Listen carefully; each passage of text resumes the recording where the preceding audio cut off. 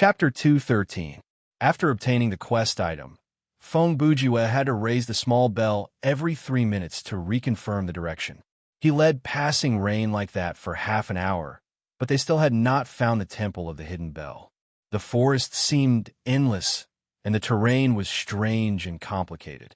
The temperature around them kept dropping. Based on their physical senses, the temperature should have dropped below 10 degrees Celsius. Feng Bujue's outfit was quite good at keeping out the cold. On passing rain's side, she was wearing a pair of long pants, but she was only wearing a sleeveless cotton vest. In this kind of environment, naturally she would feel cold, and the exhaustion of her stamina points would be greater than Feng Bujue's. Unfortunately, I can't give you the jacket. Feng Bujue walked for a while before stopping to grab the bell. As he raised the item, he said, "Even my shirt and vest are better than your sleeveless outfit. After all, purple does not suit me." Passing rain replied softly. "Is that so?" Feng Bujue continued. "But I still suggest you change into an outfit that is suitable for the spring and autumn season. If you run into an extremely cold or extremely hot environment, you should be able to handle it." He steadied his arm, held the bell horizontally, and started to spin slowly. Xiao Tan's assassin outfit is not bad, but Laughing Soul's outfit is a bit too thick. When the temperature is around 30 degrees, she will have to suffer the additional exhaustion of her stamina points. "Let's wait until this scenario is over," Passing Rain said. "Earlier, I was only considering whether the outfit would affect the movement during combat. So when I was browsing the market, I randomly picked an outfit that was closer to the front, but now it looks like I was too careless." She said thoughtfully, "If I buy again, I'll have to choose carefully. It is necessary to adapt to various temperatures, and it would be best if it has a storage function or camouflage effect." As she said that, she realized that Feng Bujue was looking at her with a strange expression. "What's wrong?" Passing Rain asked. She did not avoid Feng Bujue's gaze and used her usual cold gaze to return the man's gaze. "I've noticed one thing," Yi Zichen said. By then, Feng Bujue had already put the bell away. He made a gesture to signal for Passing Rain to follow him. Then he continued to move forward. "When it's just the two of us, you talk a lot more." "You think I'm long-winded?" Passing Rain asked as she walked. "That's not it," Feng Bujue said. "From a psychological point of view, there are many explanations for this situation. Maybe you're hiding some kind of uneasiness, or maybe it's because your guard against me is lower. Watch your step."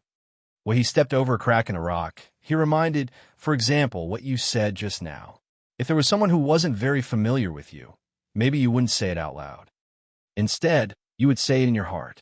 Because there's a sense of trust between us, you can think and share your thoughts with me. We don't know each other that well." Passing Rain replied. What he said was correct. In reality, they had only known each other for less than a week. "I should say that I'm not familiar with you," Feng Bujue said, "and you've read my book, so you should have a certain level of understanding of me." "That's true," Passing Rain said. "But you're very different from the Bujue that I imagined." Feng Bujue laughed. "In what way?" "Let me guess, it's the appearance that gave you a big psychological shock?" "No. In terms of appearance, you are better than I expected.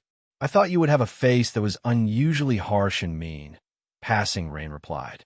"What kind of logic is that?" "Yes." Passing Rain did not deny it. "But after meeting you in person, I realized that my judgment of your personality is so wrong." "Oh? Then what kind of person would the detective novelist in your imagination be?" Feng Bujue asked. "First, his level of narcissism would be about 1/10 of yours." "That is indeed a problem, but unfortunately, I can't change it." "Second, he should be someone who is so rational that it's close to coldness." "Am I not that kind of person?" "You could be rational and have a cold side." Passing Rain hesitated. "But most of the time, it's hard to say." "Oh, what else is the biggest difference from your imagination?" "Do you think this is some kind of reader meeting?" "Do I look like someone who would participate in that kind of activity?" "I don't want to continue this conversation. If you have similar questions, I'll tell you when we're really mature people," Passing Rain said. "How long will that take?" Feng Bujue asked. "I don't know. Maybe a few weeks, maybe a few months," Passing Rain replied. "Or maybe we'll never be friends. We'll never be acquaintances." Is that even possible? Feng Bujue was confused. Yes, after this period of interaction, I've realized that you have more and more personality traits that I dislike. If this continues, when those traits accumulate to a certain level, I believe leaving our social circle will be a good choice for both of us. There were not many people in the world who would say something like that directly to another person's face, and Passing Rain was that kind of person. From this, one could see that her personality was definitely not normal. In fact, in real life, she did have a very serious problem when it came to social interaction. And in this world, when someone said something like that to their face, 99% of them would be annoyed. 80% of them would grumble internally. Who do you think you are? But Feng Bujue lived up to his reputation as a weirdo. His eyes glowed, and he replied happily, "Wow, you're so understanding. If everyone was like you, how wonderful will my life be? How many meaningless social activities would I be able to skip?" Ding-ling, ding-ling. The sudden ringing of the bell interrupted their conversation.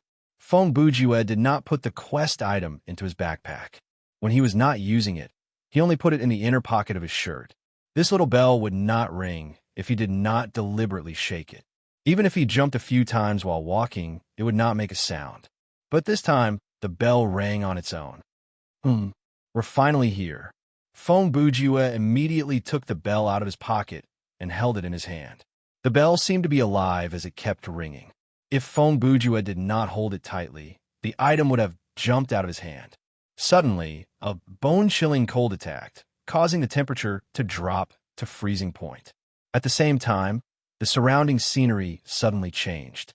The trees, grass, and stones around the two of them began to appear and disappear. Some trees suddenly became saplings, and some directly disappeared. The grass and stones, on the other hand, changed their positions and shapes strangely. This scene, to describe it more vividly, was like watching a silent movie. Suddenly, two sets of scenes were edited together and repeated.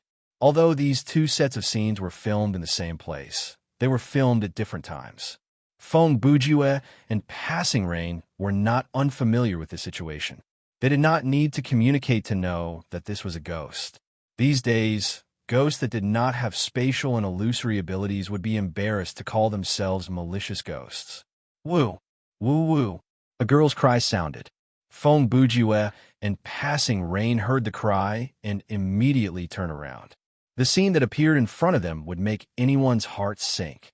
There was a thick wooden stake stuck into the ground, and around the stake was a pile of firewood. A girl about 10 years old was tied to the stake, and the thing that bound her small body was thick iron chains. Woo-woo, I beg you, let me go.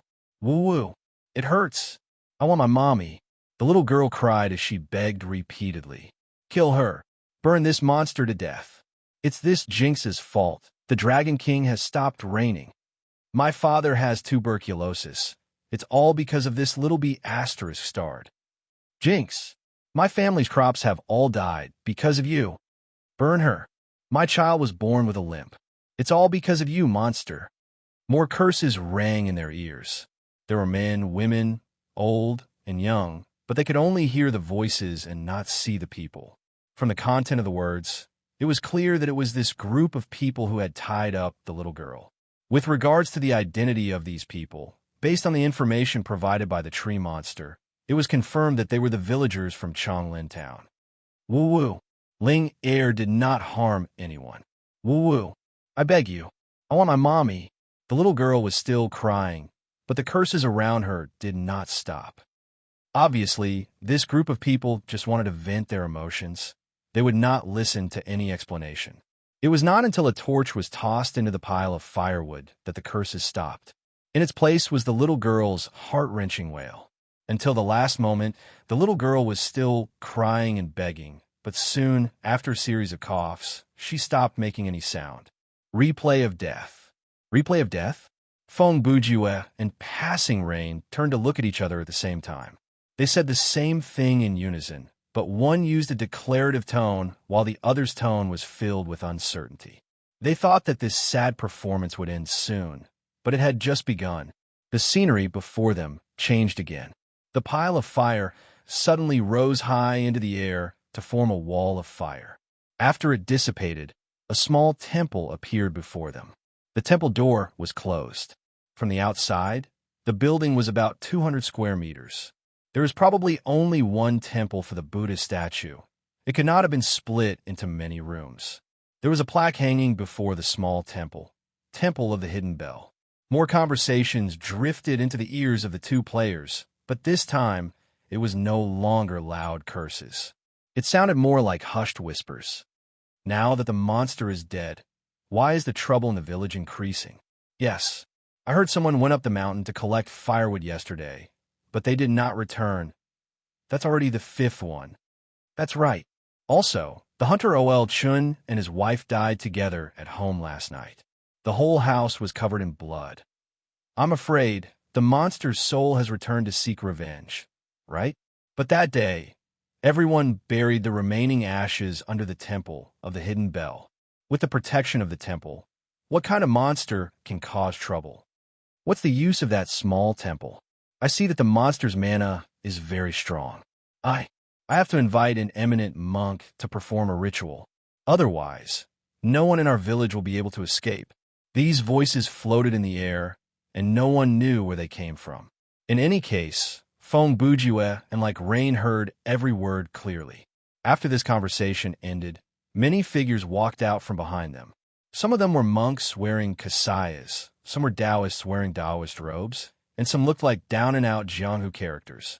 Some of them were holding prayer beads and wooden fish, some were holding horsetail whiz swords, and some were carrying baskets of strange clothes. On their backs were a circle of peach wood swords, as if they were singing a big play. However, that group of people all had a common characteristic. That is, their faces were deathly pale. Furthermore, on their deathly pale faces, there was a faint smile that was not a smile on their faces. They appeared from behind Fong Bujue and like rain and staggered toward the entrance of the Temple of the Hidden Bell. It did not take long for them to brush past the two players. When they passed by the two, each of them would turn around to take a look as if they knew there was something here. This kind of situation was rare in the replays of death scenes. At that moment, like Rain was holding Holy Seal in her hand, and she was in a defensive posture. She was obviously nervous. Even her hand that held the sword was shaking. Without realizing it, she had been infected by the scary atmosphere around her, so it was normal for her to react this way. At that moment, a steady hand pressed lightly on like Rain's hand. Fong Bujue turned around, and there was no fear on his face. His expression was as calm as ever. Take a deep breath to slow down your heartbeat. Open the menu to check your terror points and chase away the images in your mind. His instructions were simple, and everyone understood them, but not everyone could think of doing so in the face of fear. After like Rain heard that, she soon calmed down, and her terror points dropped from 70%. Such a reliable man. This was not said by like Rain, but by Fong Bujue himself. After saying that, he even laughed. That must be what you're thinking right now, right? A little, like Rain replied, but there was condescension in her eyes. Does that mean that we're one step closer to acquaintances? Before you said that yourself, perhaps, like Rain replied. But now, it has become reliable at the crucial moment, but he's annoying because he thinks he's smart. Fine.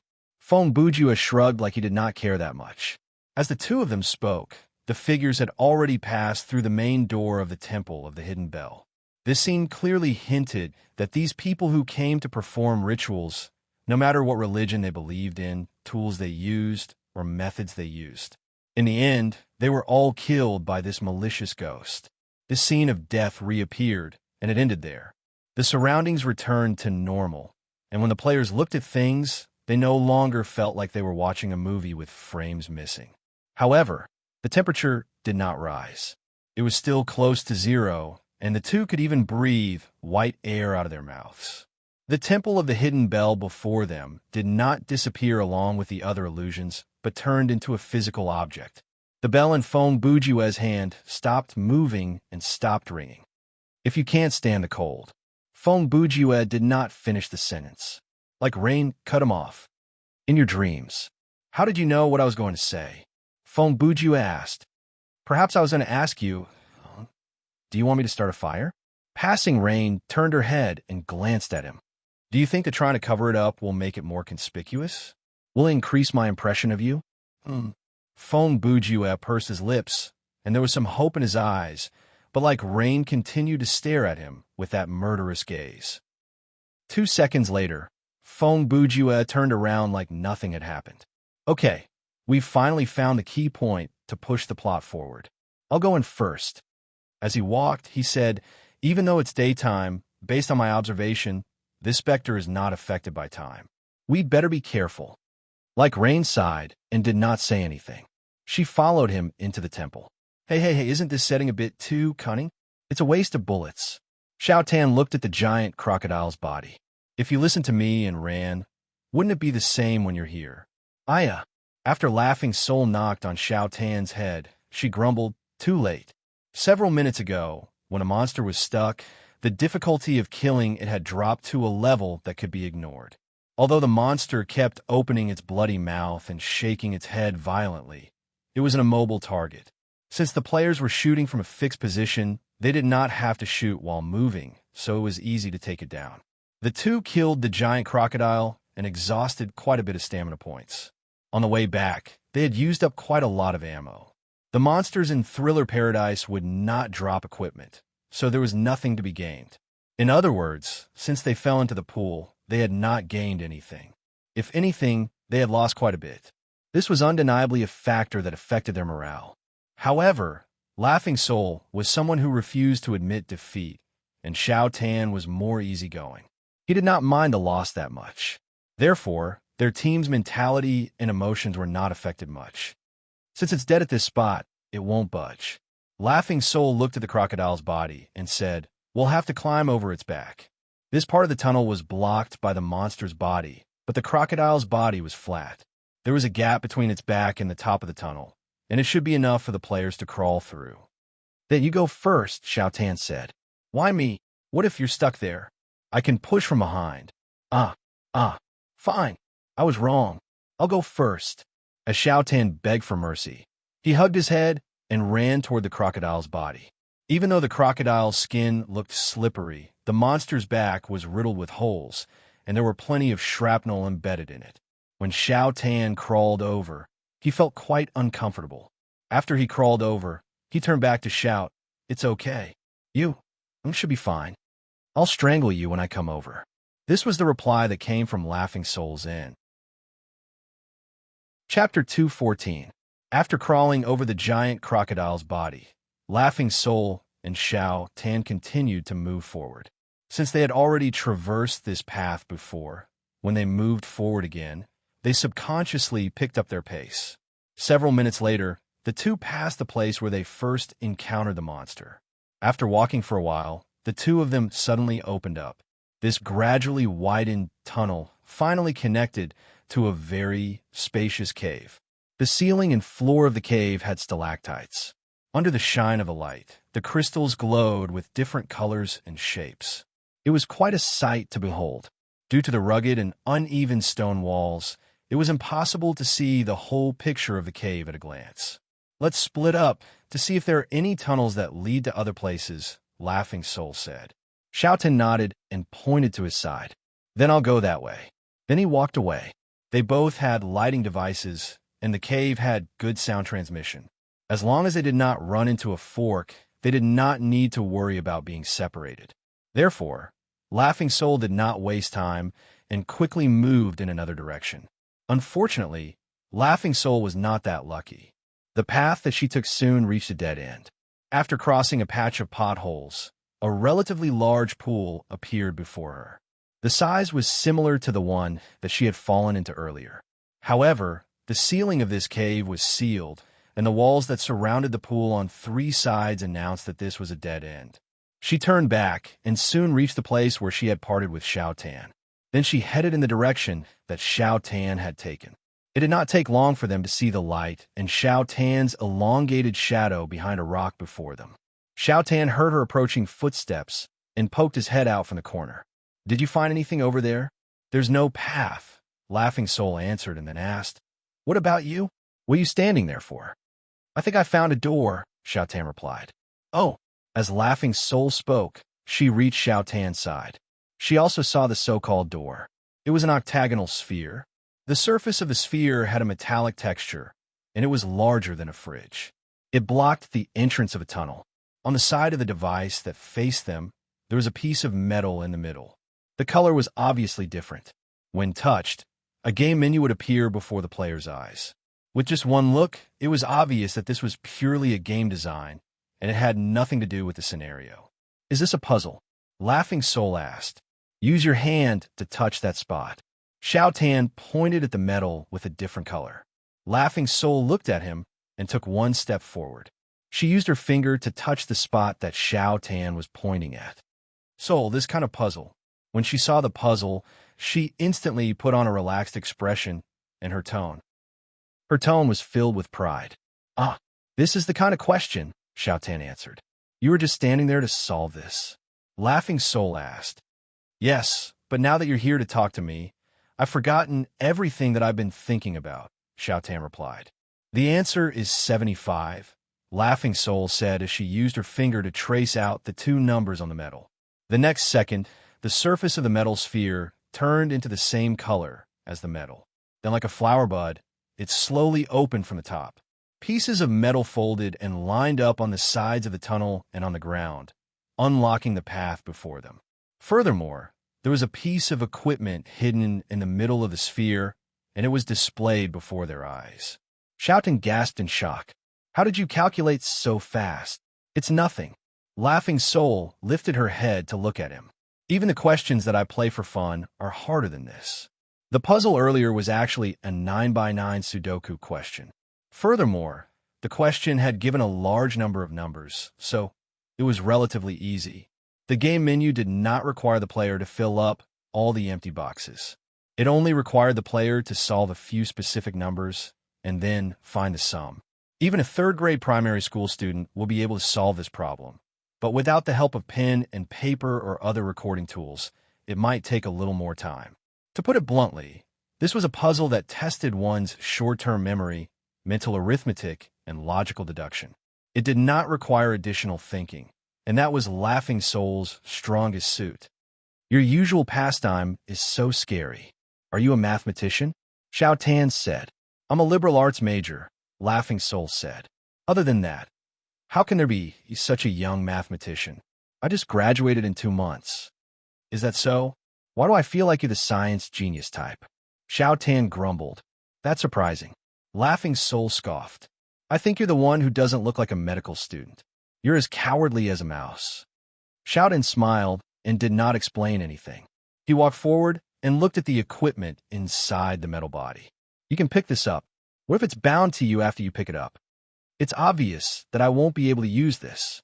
If it's really bound, I'll probably sell it at the shop, Laughing Soul replied. You're the one who picked it up. She was not wrong, because the item on the ground looked like a pair of boxing gloves. If a marksmanship specialization player wore it, they would not even be able to pull the trigger, so there was no point in having it.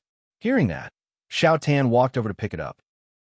Item name: vending machine basher item type. Weapon quality: excellent. Offense points: slightly weak element. None special effect. 1% chance to cast Hammerer's Persistence. Equip requirement: level 25 or above, Fighting C or General Ability C. Remark: have you ever had your coin swallowed by a vending machine? If you do, then you should know that a light pat or a few random punches are futile. Only a single hit can make that damn machine work as usual. P.S. Yes, I once had an ogre spit out its kidney. After Xiao Tan read it, he passed it to Laughing Soul so that she could read its attributes. Thankfully, it's not bound. This weapon doesn't suit me at all.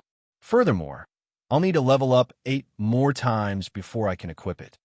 This pair of boxing gloves will be very powerful if used by a speed-type player, Laughing Soul suggested after reading the attributes.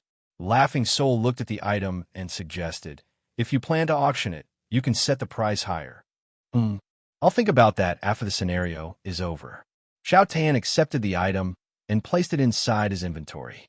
Then they moved out again. They entered the unlocked junction and moved down a new stone tunnel. After a few steps, Laughing Soul was suddenly reminded of something. She opened her mouth to ask, by the way, since you don't lack game coins, why don't you give the equipment to the leader? That will be equivalent to giving him 6 digits worth of game coins. Brother Jew will definitely not accept it. Xiao Tan did not even turn his head. Be it in real life or in the game, if you give him money directly or indirectly, he will not accept it. The twisted pride of man. Laughing Soul said with a drawl. You can't say that. This is not just a matter of who has hurt whose pride. Xiaotan denied Laughing Soul's words seriously. Two friends with a huge difference in economic conditions. If they want to maintain their friendship, the bottom line is to not have frequent and unequal interactions in the area of money. Or else, as time goes on, the basic trust and equality between the two will be lost. Laughing Soul looked at him and was silent for a few seconds. Then she smiled. You sound like you're from a rich family, aren't you? Xiaotan hesitated before replying. I suppose so. That's right. It's nothing embarrassing. Are you afraid to admit that your family is rich? Laughing Soul said. Xiaotan did have his concerns. Since he was young, other than the problem of friends that he mentioned earlier, there was another problem. Another problem that troubled him was his previous girlfriends either came for the money or their attitudes changed after they found out that his family was rich. And Xiaotan was the kind of person who, after being cheated, would still think that the other party had a conscience. If not for his two friends, Feng Bujue and Master Bao, who had been protecting him in the dark, Wang Tanji would have been the same as a spendthrift. Xiaotan turned around to explain. Actually, it's not that bad. It's not as. Before he finished, he was interrupted. Don't worry. Laughing Soul was treating Xiao Tan like a pet. She stood on her tiptoes and patted him on the head. Even if I know your family is super rich, my attitude toward you will not change. The sadist in her eyes was exposed. Because my family is definitely richer than yours, so in my eyes, you are just a poor man. Where does that confidence come from? Is your father the richest man in the world? Xiaotan thought, but he did not say that out loud. He only replied, This is the first time I've been called a poor man, but for some reason, it feels good. That's what it means to be cheap, Laughing Soul said. The reason her words were not blocked was probably because the system agreed with her point of view. As the two chatted, they came to a junction in front of the tunnel. From the intersection, the three paths had no distinguishing features, and it was impossible for there to be any road signs or anything like that to indicate the situation ahead. Which way? Laughing Soul asked. That should be my line, right? Xiaotan replied. Haven't you always been the one making the decision? For such a clueless choice, I'll leave it to you to make a guess, Laughing Soul replied. If Feng Bujue was there, he would have made the same choice because those who had interacted with Xiaotan for some time would have realized that the man was a good person. And Xiaotan looked around with the miner's hat on his head and finally said, I'll take the middle. Chapter 215. When he pushed open the door of the temple, Feng Bujue expected the creaking of the wood and a rush of dust. However, the door opened surprisingly smoothly. When the two wooden axles of the door turned, there was almost no sound as if they were still new. The scenery inside the door was also not covered in cobwebs or covered in dust. Inside the door was a temple hall. There were no other doors or rooms. The light from outside seeped in through the gaps in the windows. Players could see the scenery inside clearly even without a flashlight. There were 2 beams and 4 pillars in the room. The floor was paved with limestone bricks. The walls were also made of bricks and wood. On both sides of the temple hall, there were 2 rows of copper shelves painted red. There were 4 layers to the shelves, and each layer was filled with white candles. However, none of the candles were lit. At the end of the temple hall, facing the door, there was only one Buddha statue. It was a headless Buddha. The Buddha statue stood upright. The 5 fingers of its right hand were joined together. Its left hand was like its head, missing. From this posture, it's hard to tell which deity it is. Feng Bujue walked forward as he muttered, This statue made with dry paint. Is it something from the Yuan dynasty? Suddenly, like Rain's hand pressed on Feng Bujue's shoulder and pulled him back. At that moment, black smoke rose from the ground not far in front of Feng Bujue.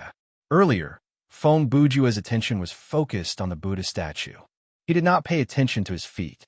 If, like rain, did not pull him back, he would have stepped on it. The black smoke rose and did not disperse. Then, a figure emerged from it. The person who appeared from the smoke was an old monk wrapped in a kasaya. He had purple skin, white beard, and black pupils. His appearance was very scary. However, his face was upright and dignified. He did not look like an evil person. "Who are you? Why have you come to the temple of the hidden bell?" The demonic monk asked. "We're just passers-by," Feng Bujua said. "We heard that there were ghosts haunting this place, so we came to check it out." "Passers-by? Umph." The demonic monk continued. "This old monk can see that the two of you have awakened your spiritual senses. I'm afraid you aren't mortals, right? Your Excellency's complexion is dark purple, and your body is full of demonic qi. I'm afraid you're not even a human, right?" Feng Bujua asked. "Ha! Ha!" The demonic monk laughed loudly. "Good, what a good, not even human." The windows in the temple were suddenly covered by a black fog, completely blocking out the light from outside. However, the darkness did not last long. In the next second, the surrounding candles were all lit up, emitting a green light. In this moment of darkness and light, the image of the demonic monk had changed greatly, completely transforming into an Asura evil spirit. His height had grown to 10 feet, and his bulging muscles stretched his clothes. His hair and beard had turned red. He glared at Feng Bujua with a ferocious expression. Seeing this, like Rain wanted to raise her sword to meet him, but Feng Bujua blocked in front of her. He tilted his head and gave her a look, as if to say, "There was no need to make a move. You're the same as that tree. You were turned into a ghost by a little girl called Ling Er, right?" Feng Bujua asked. "So what if I am?" The demonic monk's voice also changed. His voice could not be described as rough, but could only be described as rough. "I just want to ask, did you voluntarily maintain this state?" Feng Bujua said.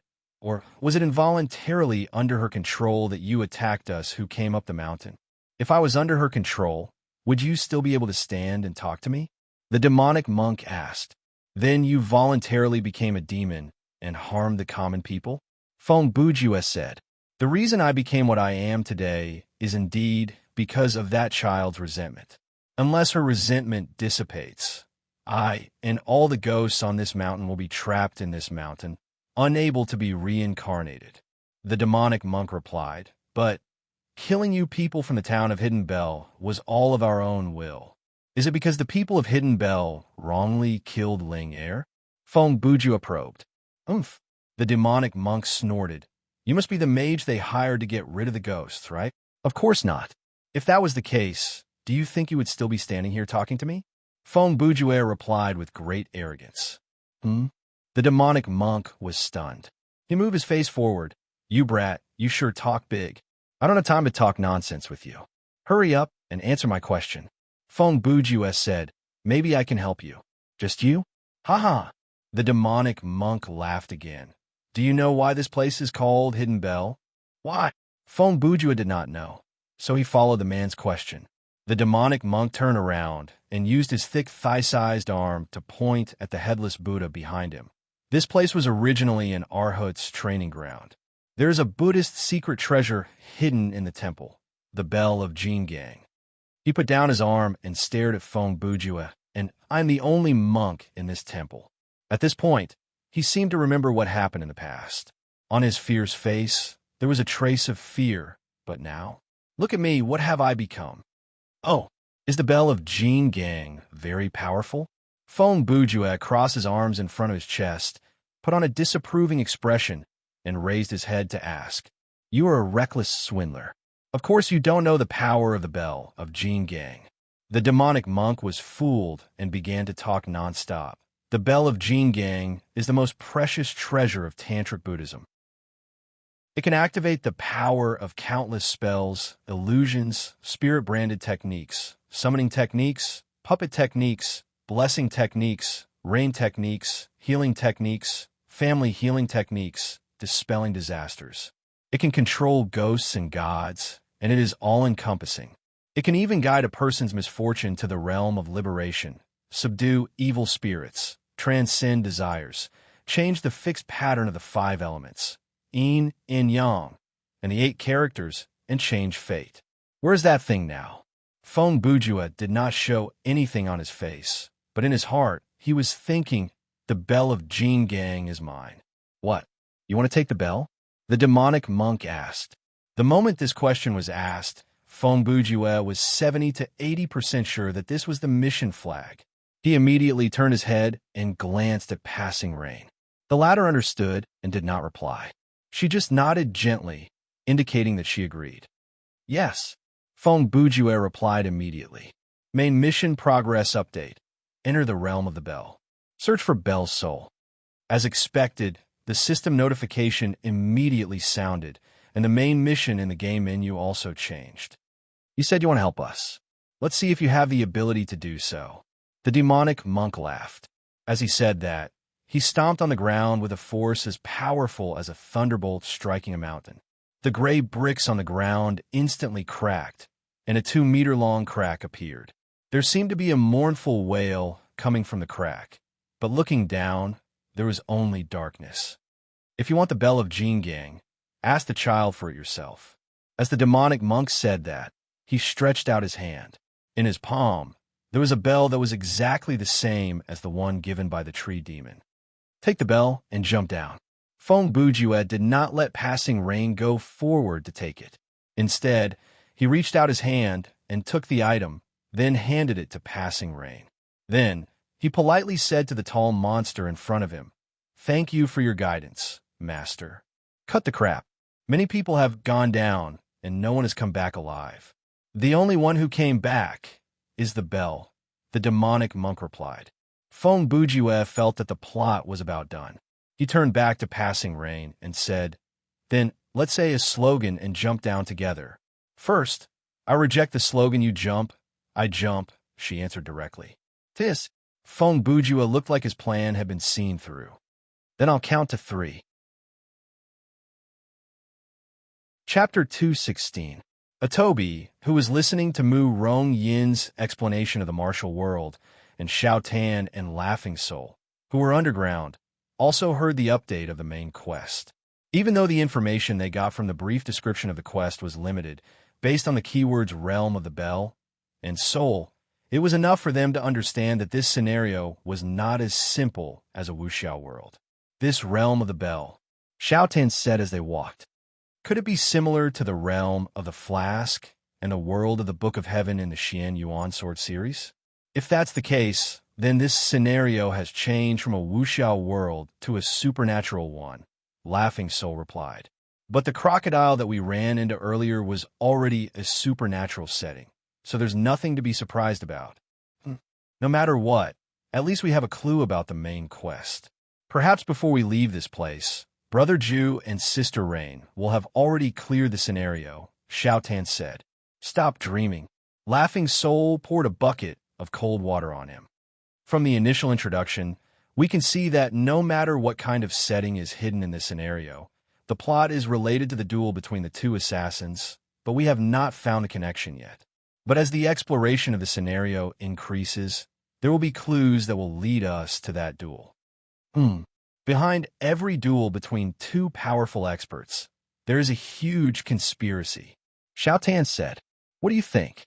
Laughing Soul replied, "If it's a duel, the two of them could have found a random spot to decide the winner. Coming to this godforsaken town and picking a night with a full moon, it would be strange if there was no conspiracy." As they spoke, the tunnel in front of them came to an end.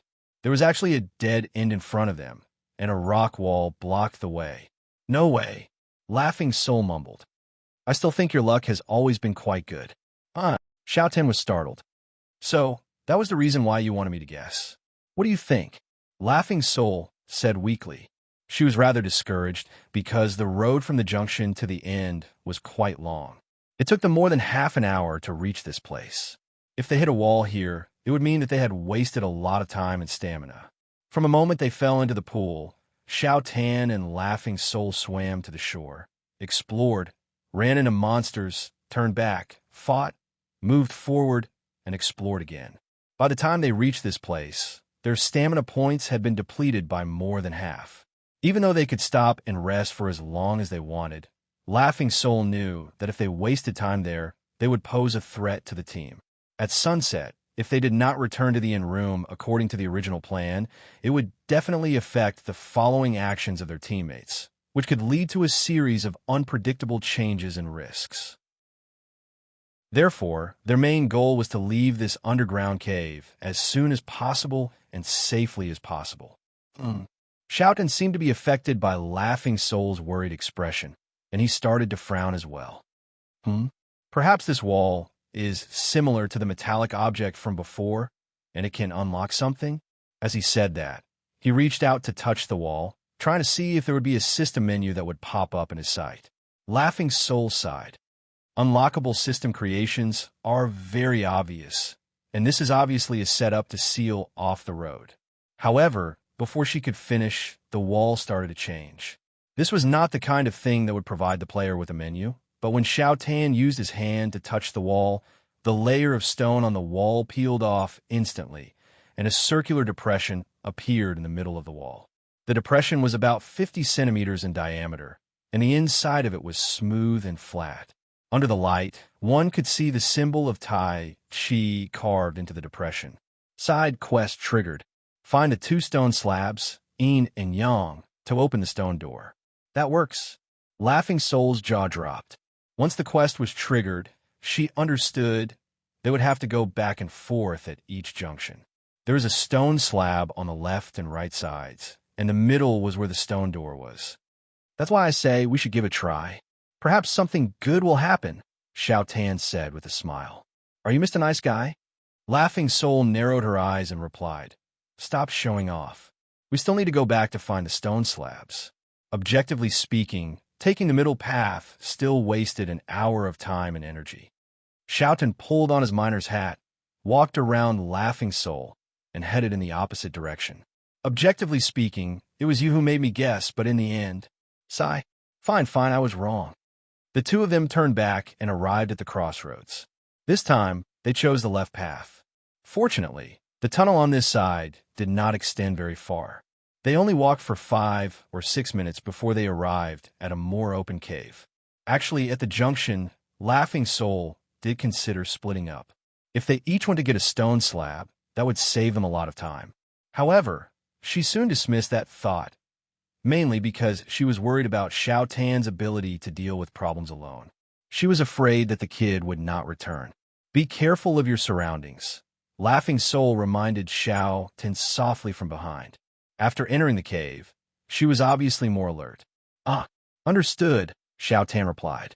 He also knew that based on the game's usual behavior, there had to be some kind of test for the players. It was either a monster or a puzzle. As he expected, when the two walked less than 10 meters into the cave, there was a flash of light from the depths of the cave, and a strange shadow covered in flames jumped out. The shadow was impossibly fast. In just a few seconds, it was not far away from the players. Then, it leaped high from the ground as if it was not affected by gravity. It jumped directly to the top of the cave and hugged an inverted stalactite hanging from the top of the cave. It looked down at the two players from a distance and let out a strange sound from its mouth. Is this guy a Digimon? Shouten looked at the monster and said. At the same time, he took out his shotgun. Be careful when you shoot. Don't let it get close to you when you reload. At that moment, Laughing Soul ignored Shouten's grumbling and gave him a serious order. Shouten stopped joking around and focused his attention on the battle before him. The monster before them was about 6 meters tall and looked like an ape. Its face was like a ruby made of crystal. Its fur was golden red, and there was a layer of flame on the surface of its body. It had a whip-like tail that curled behind it, and at the tip of the tail was a diamond-shaped red crystal. The fire ape's entrance was quite sharp. Coupled with its unique appearance, it was definitely a mini-boss level monster. Another ape cry was heard. The fire ape flashed down and moved horizontally, hiding behind a rock. From this moment onwards, the battle could be considered to have officially begun. Feng Bujue and Passing Rain each held a bell and jumped into the crack in the ground. After an unknown amount of time, the darkness in front of them finally faded away. By the time they came back to their senses, they were already standing side by side on a beautiful plain. The sun hung high in the sky, and the clouds were white. Beneath their feet was green grass, and the land was green. As far as the eye could see, within the misty clouds, one could see a ring of mountains and layers of cliffs that pierced the sky, as if they were a screen.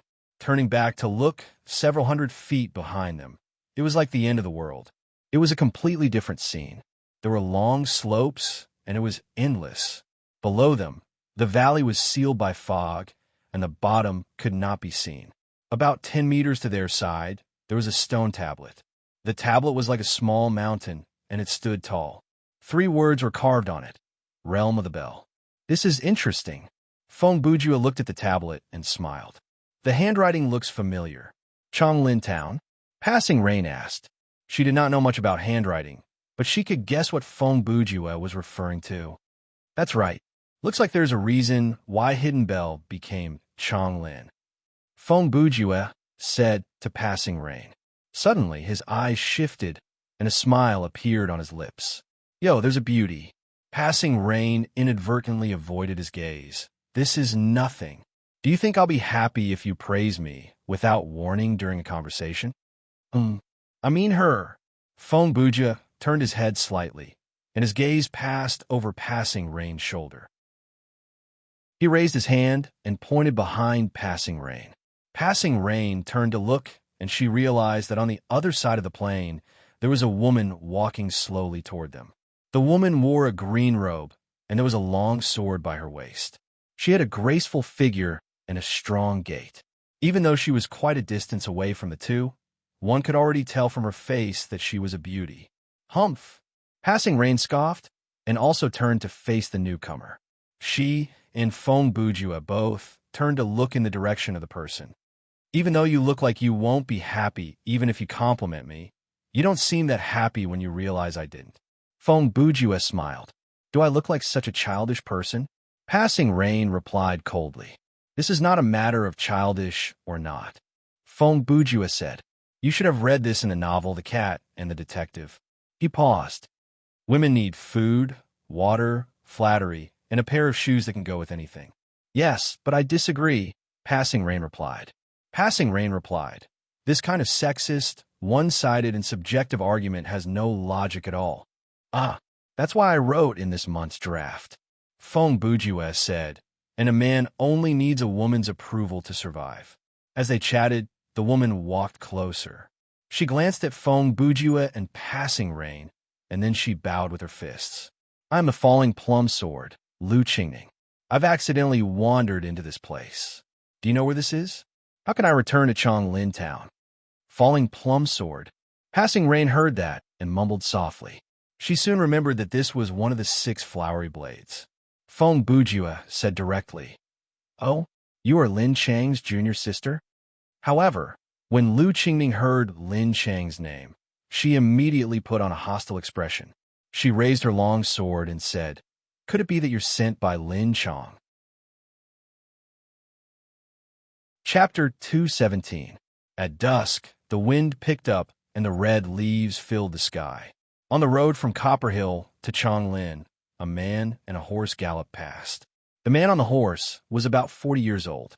His hair was unkempt, and his clothes were tattered. There was a long sword hanging from his waist. The horse was an inferior horse, and the sword was a nameless sword. But the man on the horse was a legendary swordsman. Xie eyes were tired. His messy hair fluttered in the wind, and it spoke of his undisguised dejection.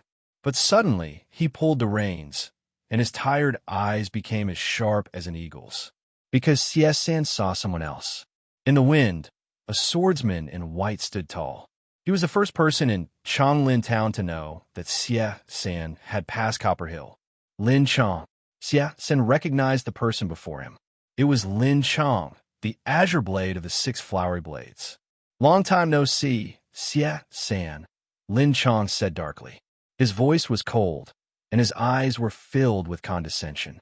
At this moment, he was like a completely different person from the heroic and righteous hero who spoke loudly in the inn. Xia Sin did not say anything and stepped down from the horse. He held the reins and turned the horse around. He patted the horse's back, and the horse trotted toward Copper Hill. The autumn wind blew. At that moment, it was as if there were only two people and two swords left in the world. The surroundings were shrouded in a murderous aura. Lin Chang's intention was clear. The last time I saw you, I knew that the azure blade was a sword hidden in a box, Xia Sin said darkly. You hid your strength and bided your time. Is that so? Then why do I still not see any fear in your eyes? Lin Chang asked. Because even if you show your true strength, you are still no match for me, Xia San replied calmly. Ha ha! Lin Chang laughed, but there was no mirth in his eyes. Instead, they were twisted. Xia San, you disappoint me. When he said that, he threw his sword to the ground and stood with his hands behind his back. Do you think a second-rate swordsman like you can see through my kung fu? If a third person were to hear this conversation, they would most likely think that Lin Chang had gone berserk during cultivation, causing him to lose his mind. If Xia San was considered a second-rate swordsman, then 90% of the masters in the martial arts world could only be considered unrated. Wouldn't the Jianghu become a huge joke? Lin Chang, it seems like you've gone mad. Xia San was as calm as ever, unmoved. A person who had reached the pinnacle of martial arts would not be easily shaken. Compared to words, he believed more in his years of hard work. In every era, a peak expert like Xia San would always be lonely. That was because he couldn't find an opponent.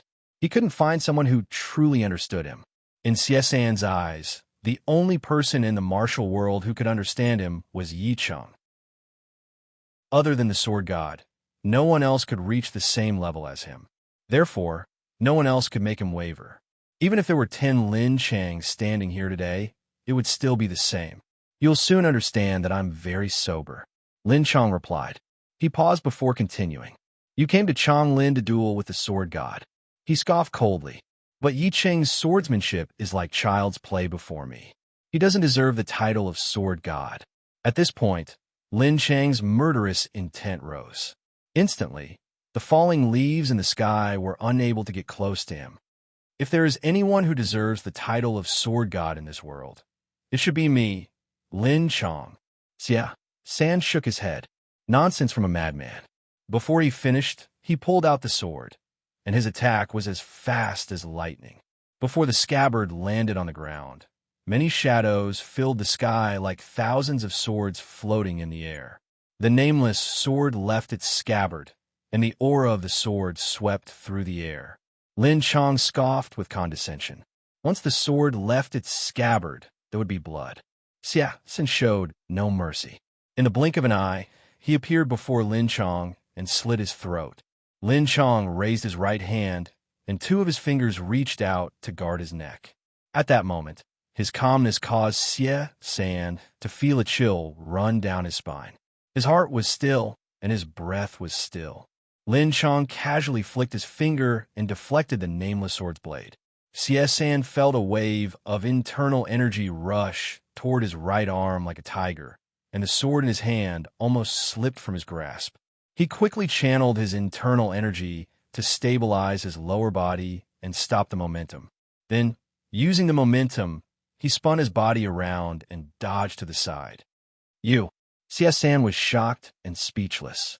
That short exchange was enough to shatter his self-esteem and the common sense that he had built up over the years. Humph! I haven't even used my sword, and you're already so afraid. Ha ha! At that moment, there was an indescribable layer of darkness on Lin Chang's face. What kind of demonic kung fu do you practice? Xia San's forehead was covered in cold sweat, and his heart was filled with shock. Based on his personal experience, Lin Chang's casual flick of his finger just now felt like the power of a full-powered palm strike from an expert who had focused on cultivating his inner strength for more than 50 years. The dusk is thick with evil, and the fallen leaves are red like sunset. As Lin Chang recited, he reached out and caught a red leaf that was blown away by the wind between his fingers. Do you know, Xia San? He lowered his head to look at the red leaf. Once upon a time, I was as narrow-minded as you people. He laughed coldly. I thought the kung fu of the one family 2 towers, 3 sects, and 4 clans could be considered top-notch kung fu. I thought swordsmen like you and Yi Cheng were the best of the best. I thought with my talent, I would never be able to catch up to you. Ha! I was wrong. As he finished, his hand brushed the leaf away, drawing a trail of red in the air. Instantly, a wound appeared on Xie San's left rib, and blood sprayed out. No matter how good you are, there will always be someone better than you. You're absolutely right. Lin Chong didn't even look at Xie San. Even I didn't expect that I would be able to obtain this long-lost, real ultimate kung fu. He smiled. When I first mastered the kung fu, I understood what kind of crude kung fu you people were practicing. Yi family's swordsmanship, Thousand Sunset Kung Fu, Octagon's Heart, Shaolin's 72 ultimate skills. You are all so stupid that you will mislead your students. Blood was trickling down Xie San's lips. Even though he was still standing, he could not move anymore. Lin Chong took slow steps toward him. You want to find Yi Qingyi to prove your swordsmanship, right? Ha! He chuckled darkly. Don't worry, you won't break your promise. He is waiting for you in hell. Xie San's eyes widened, and he stared at Lin Chong with shock. You. He was instantly reminded of what Lin Chong had said earlier. Yi Qingyi's swordsmanship is like child's play before me. Ha! Looks like you have understood. Indeed, Yi Qing has been killed by me. He will not come. Lin Chong continued to smile smugly as he raised his hand. Just let him be, nameless sword. Chapter 218. Inside the underground cave, the battle turned into a tug of war. The fire ape was very good at fighting. It moved up and down like it was walking on flat ground. There was no obvious pattern to its movements, and it was hard to predict its movements. The whole cave was its battlefield, and there was not much terrain that the players could use to their advantage. If not for the fact that Xiao Tan and Laughing Soul had guns, they would have been injured by the fire ape already. This is not good. We have used up quite a lot of bullets, but we have not done much actual damage to the monster. Laughing Soul told Xiao Tan, perhaps before it dies, we will run out of bullets. Xiao Tan was standing in a triangular position with her, guarding against the fire ape that might come at them from any direction and angle. Hearing that, he said, I have an idea. Go ahead, Laughing Soul replied. I will drink a recovery potion first to recover my health, Xiao Tan said. Then I will put the gun away and fight it in close combat. Laughing Soul turned to look at him. You don't need to fight to know who will win, right? It's fine. I can see that already, Xiao Tan said. This thing's strength is its speed, and its attack power is very normal. Even though it is troublesome that it is covered in fire, if you think about it from another perspective, that does not mean that its defense is very strong. It only means that when we fight it in close combat, we will have to take some damage. As Xiao Tan said that, he put away the shotgun and took out his main close combat weapon, the Damascus dagger. If I give up on the gun and focus on close combat, I should be able to keep up with its speed. Xiao Tan continued, as long as I can touch it, I can use Bee Sting to drain its health. That is better than using bullets. If you want to fight like that, I won't be able to cooperate with you, Laughing Soul said. With my shooting ability, the chance of hitting a target that moves at high speed is less than 30%. That is even more so when you're fighting with it. I have to avoid it and hit it at the same time. No need, I can handle it alone. Xiao Tan interrupted, if I feel that I'm in danger of being killed, or if I can't beat them, I'll run back here. At that time, you can cover me and give me time to catch my breath and recover. Okay then, be careful. Laughing Soul could not think of a better idea, so she had Xiao Tan try it. After all, Laughing Soul's fighting mastery was only level E, so when facing a super agility-based boss, unless there was a party member with crowd control skills, she could only provide cover. Okay, understood. When Xiao Tan replied, he had already consumed a bottle of life points recovery potion. Almost at the same time, the fire ape barked again. It suddenly flashed out from behind a rock and attacked again. This surprise attack happened to be close to Xiao Tan's side, giving him an opportunity to cut into the battle. Xiao Tan did not take the ape's fiery claw head-on, but leaned to the side to avoid the attack. When he brushed past the fire ape, he used the short sword in his hand to poke at the monster's fur. The bleeding effect of the title skill, Bee's Sting, was applied, and it came into effect from that second. In reality, Xiao Tan was just being humble when he said, "I should be able to keep up with its speed." After this series of tests and observations, he was 90% confident that he could keep up with its speed, which was why he said he wanted to end the battle on his own. When Xiao Tan spoke to Laughing Soul, he purposely acted weak because, 1. He considered Laughing Soul's competitive personality and wanted to take care of her pride. 2. He liked the feeling of being worried by someone. Roar. After the fire ape was injured by the skill, it was enraged. It roared and turned to charge at Xiao Tan again. The monster lived up to its reputation as an agile monster. After it was attacked, it only took a short time for the follow-up attack to arrive. It turned its head, took a step forward, and punched with both fists. It was another dangerous attack. It had to be said that the fire ape's attack was somewhat similar to that of a martial artist. Its momentum was quite fierce, and the blazing wind created by its fists was not inferior to the wind created by a martial arts master's palm. Facing this surprise attack, Xiao Tan did not panic. He maintained his defensive stance and took several steps back, easily nullifying the attack. Xiao Tan was never in a hurry. Under normal circumstances, he was someone who could keep his composure. He had great patience. Unless he was scared out of his wits by something he was afraid of, he would rather not make a move unless there was a suitable opportunity. If he attacked, it meant that the enemy had exposed their weakness. Even though the fire ape was ferocious, it was just a monster, and its intelligence was limited. After it was injured by Xiao Tan and its consecutive attacks missed, it became agitated. Relying on its bestial nature, it charged forward and waved its fiery claws wildly. Xiao Tan saw it charge at him, but he did not retreat. He saw that when the fire ape waved its claws, its abdomen would reveal its weakness. Therefore, he bent his body and slashed with his short sword. When he passed by the fire ape, not only did he cut it, he also added a second layer of Bee's Sting to it. In the 2 rounds of battle, Xiao Tan had used up 14% of his stamina points. Thankfully, the loss of life points was minimal. When he was close to the fire ape, he would lose 1% of his life points every 2 seconds. As long as he was 1 meter away from the fire ape, the damage would no longer be there. On the fire ape's side, even though it did not suffer much damage, the bleeding effect had been stacked twice. As an agility-based boss, its health points were not high to begin with. Earlier, it had been grazed by the bullets and had lost some of its health points. With the 2-minute bleeding effect, it was on the losing end. What Xiao Tan needed to do was to maintain his patience and ensure that he was not hit by any fatal attacks.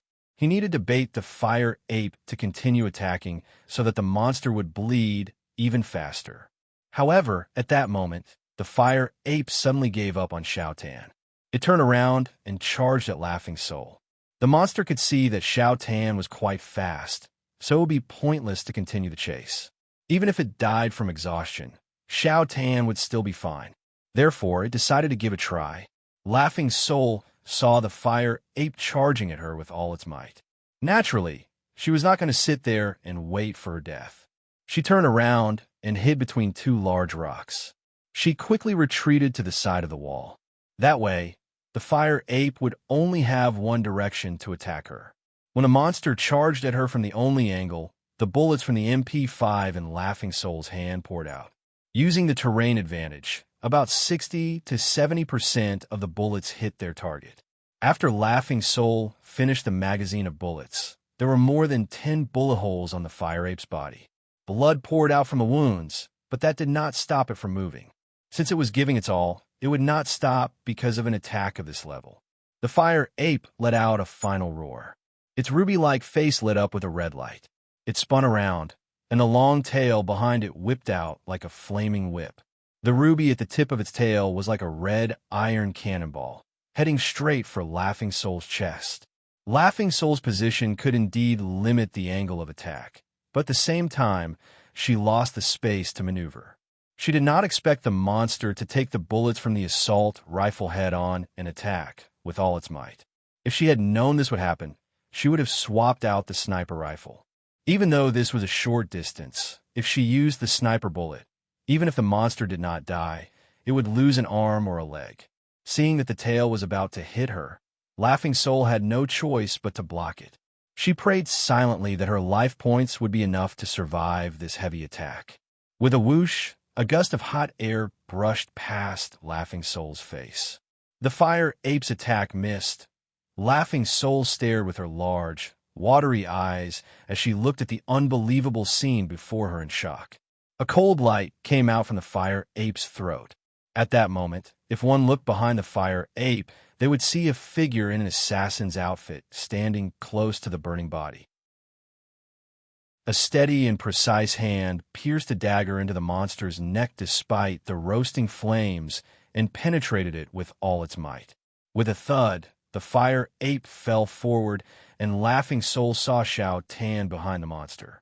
When the monster lashed out with its tail, Xiao Tan was already inches behind it. He did not care about the damage caused by staying close to the fire ape's body. In that second, he was like a cold-blooded butcher. Perhaps it was a flash of inspiration in his medical knowledge, or perhaps it was the awakening of a natural talent for killing. Xiao Tan's eyes, at that moment, accurately and swiftly locked onto the only fatal point on the fire ape's body. The fire ape's neck was punctured, and it caused the tail that it lashed out to deviate. Due to inertia, just as it was about to hit Laughing Soul, it missed her. Wah! Wah wah wah! So hot. Once the monster fell, Xiao Tan returned to his usual dazed self. His action was like he had been scalded while eating a baked potato. He tossed the dagger back and forth between his hands. Since the dagger was a heat conductor, he could not hold it properly. Laughing Soul walked forward and lowered her head to look at the monster's body. Then she raised her head and pointed the barrel of the MP5 at Xiao Tan, because Laughing Soul had connected the flashlight to the gun. She shone the light on his face and said, "I really didn't expect you to be so reliable at such a crucial moment." No, I was just lucky. Xiao Tan said politely, but he could not hide the truth on his face. He smiled brightly and even touched the back of his head with one hand. The only thing left was for him to say shyly, "I am not that lucky." As the two spoke, the fire ape's body on the ground quickly combusted into ash. Only the red crystal at the end of its tail remained on the ground. "This should be one of the 2 stone slabs, right?" Xiao Tan said as he bent down to pick up the stone. Since the monsters in Thriller Paradise would not drop any equipment, even Xiao Tan knew that this was most likely a quest item. When he first touched it, the stone was quite hot. Xiao Tan almost lost his grip on it. But once it came into contact with the player's hand, the originally diamond-shaped red crystal quickly turned into white light and changed its shape. When the white light disappeared, the red crystal had turned into the shape of a magatama. It looked like half an 8 trigrams. Name: Stone Slab, Yang. Type: Plot Item Quality, Normal Function. Together with the stone slab, it can be embedded into the 8 trigram stone plate on the stone door to open the stone door. Can be taken out of the scenario. No remark. As a key, this thing's shape and theory are hard to understand. After obtaining the Yang stone tablet, Xiao Tan and Laughing Soul explored the cave again. They wanted to see if they had missed anything so that they would not have to return to the same spot later. In the end, they did find something. Inside the gap of one of the stalagmites, Laughing Soul found a consumable item. Name: Rock Chip Crystal Type. Consumable Quality, Normal Function. Restores 50% of the player's life points after use and increases the recovery speed of life points for a certain amount of time. Can be taken out of the scenario. Yes remark. The recovery effect is not affected by the consumption of life points recovery potions. This item should be some kind of compensation for the player, just like the recovery items dropped by the boss in some games. Obviously, the system also believed that there was a price to pay to kill this fire ape. Either it was the exhaustion of life points or other resources. In any case, it would not be so easy to kill. However, for the 2 rich people there, this kind of consumable item was never lacking. It would be good if they could find it, but it did not matter if they could not find it. If they thought it was necessary, they could buy more than 100 life points recovery potions. If they did not have enough inventory, they could just buy more inventory. Laughing Soul handed the rock-chip crystal directly to Xiao Tan. After all, he had contributed a lot to deal with the fire ape. He had not only consumed the life points recovery potion, but he had also sacrificed quite a bit of life points to save the damsel in distress. Xiao Tan did not reject it. The two of them circled around the cave and went back along the path they came from. A few minutes later, they passed through the intersection again and walked into the tunnel on the right side of the intersection. The tunnel was not long. It looked like it was symmetrical to the tunnel on the other side. 5 minutes later, another cave appeared before them. The cave was not big. It was oval-shaped, and the rocks on the walls reflected a greenish-blue glow when the light shone on them. The center of the cave was almost completely filled by a pool, and there was only a standing area around the edge of the cave. When the two stood beside the pool, they could feel a chill wash over them. It was obvious that the temperature of the pool was extremely low. They used the flashlight to scan the cave, but did not find anything of value. It looked like the stone slab was at the bottom of the pool. Xiao Tan squatted down and used his finger to touch the surface of the water. He pulled his hand back from the cold. Wow, this must be the legendary no ice at 0 degrees Celsius. F***CK me. As Laughing Soul said that, she tied the flashlight to her clothes. Her Special Forces outfit had many functions. There were buckles around her shoulders and thighs, and they could be used to fasten small objects. Hey, it's really cold, Xiao Tan reminded her. It's fine. She used her hand to wet her face and neck. Even though her expression did not change, she was thinking, I'm freezing. You can't shoot underwater. If there's any danger, swim back immediately, Xiao Tan said in a concerned tone. I know, Laughing Soul replied impatiently. How about this if you don't come up for air in 3 minutes? Xiao Tan was cut off before he could finish. Stop wasting my time. Laughing Soul turned to glare at him. Then she took a deep breath, ran 2 steps, and jumped into the water. The cold water enveloped Laughing Soul from head to toe. She resisted the pain and forced her eyes open. However, her vision was still blurry, and the flashlight only allowed her to see a limited distance. However, she gritted her teeth and swam toward the bottom of the pool. Even though Laughing Soul looked like a cheerful girl who liked to laugh, she was actually a very stubborn person. She refused to admit defeat, especially to the idiot on the shore. She had rushed into the water because of a selfish thought. Since you are willing to be burned to save me, I am willing to endure the cold to retrieve the item. Normally, a person in normal clothes could only survive for a few minutes in freezing water, and that was the time they could survive if they were still. In reality, due to the numbness caused by the low temperature, loss of mobility, or blindly struggling due to fear, most people would drown before they reached their limit. Therefore, Laughing Soul's choice was extremely dangerous. Xiao Tan was a doctor after all, so he knew about this. That was why he kept reminding Laughing Soul, but she did not appreciate it. If anything, she felt like she had been underestimated. Time slowly passed, and every second felt like an eternity. 1 minute, 2 minutes, in the blink of an eye, 5 minutes had passed. Even someone who was good at swimming would have come up for air by now. Even though one would not faint from drowning in the game, one's life points would decrease. Xiao Tan could not wait any longer. He crawled to the bank and used one hand to press down on the miner's hat. With his other hand on the ground, he closed his eyes and poked his head into the water. He had no idea how far he could see, but he wanted to give it a try. To his surprise, just as Xiao Tan opened his eyes, Laughing Soul appeared not far away from him. Since Xiao Tan had his whole head in the water, he did not hear the sound next to him. Laughing Soul climbed to the bank rather awkwardly. By then, she had already placed the quest item inside her inventory, and she sighed in relief. She smoothed the hair that stuck to her forehead and face back. She turned to look at the idiot who had his head in the water, and she could not help but smile. As the saying goes, a lotus grows from clear water, a natural carving. At this moment, although Gu Xiaoling's face was pale from the cold, this made her face look even more sparkling and translucent like jade, delicate and beautiful. Unfortunately, Xiaotan did not get to see the smile on her cheeks and the longing in her eyes. Several seconds later, there was a splash, and Xiaotan was kicked into the water. He crawled out of the water with a confused expression and turned back to look at the bank. What did you get behind me? I found the stone slab. Let's go, Laughing Soul said as she turned to walk away. Huh? Then why did you kick me into the water? Sigh. One idiot. Laughing Soul snickered and ignored him as she continued to move forward. Hey, wait for me. Chapter 219. Inside the realm of the bell, three figures were walking on the blurry plains.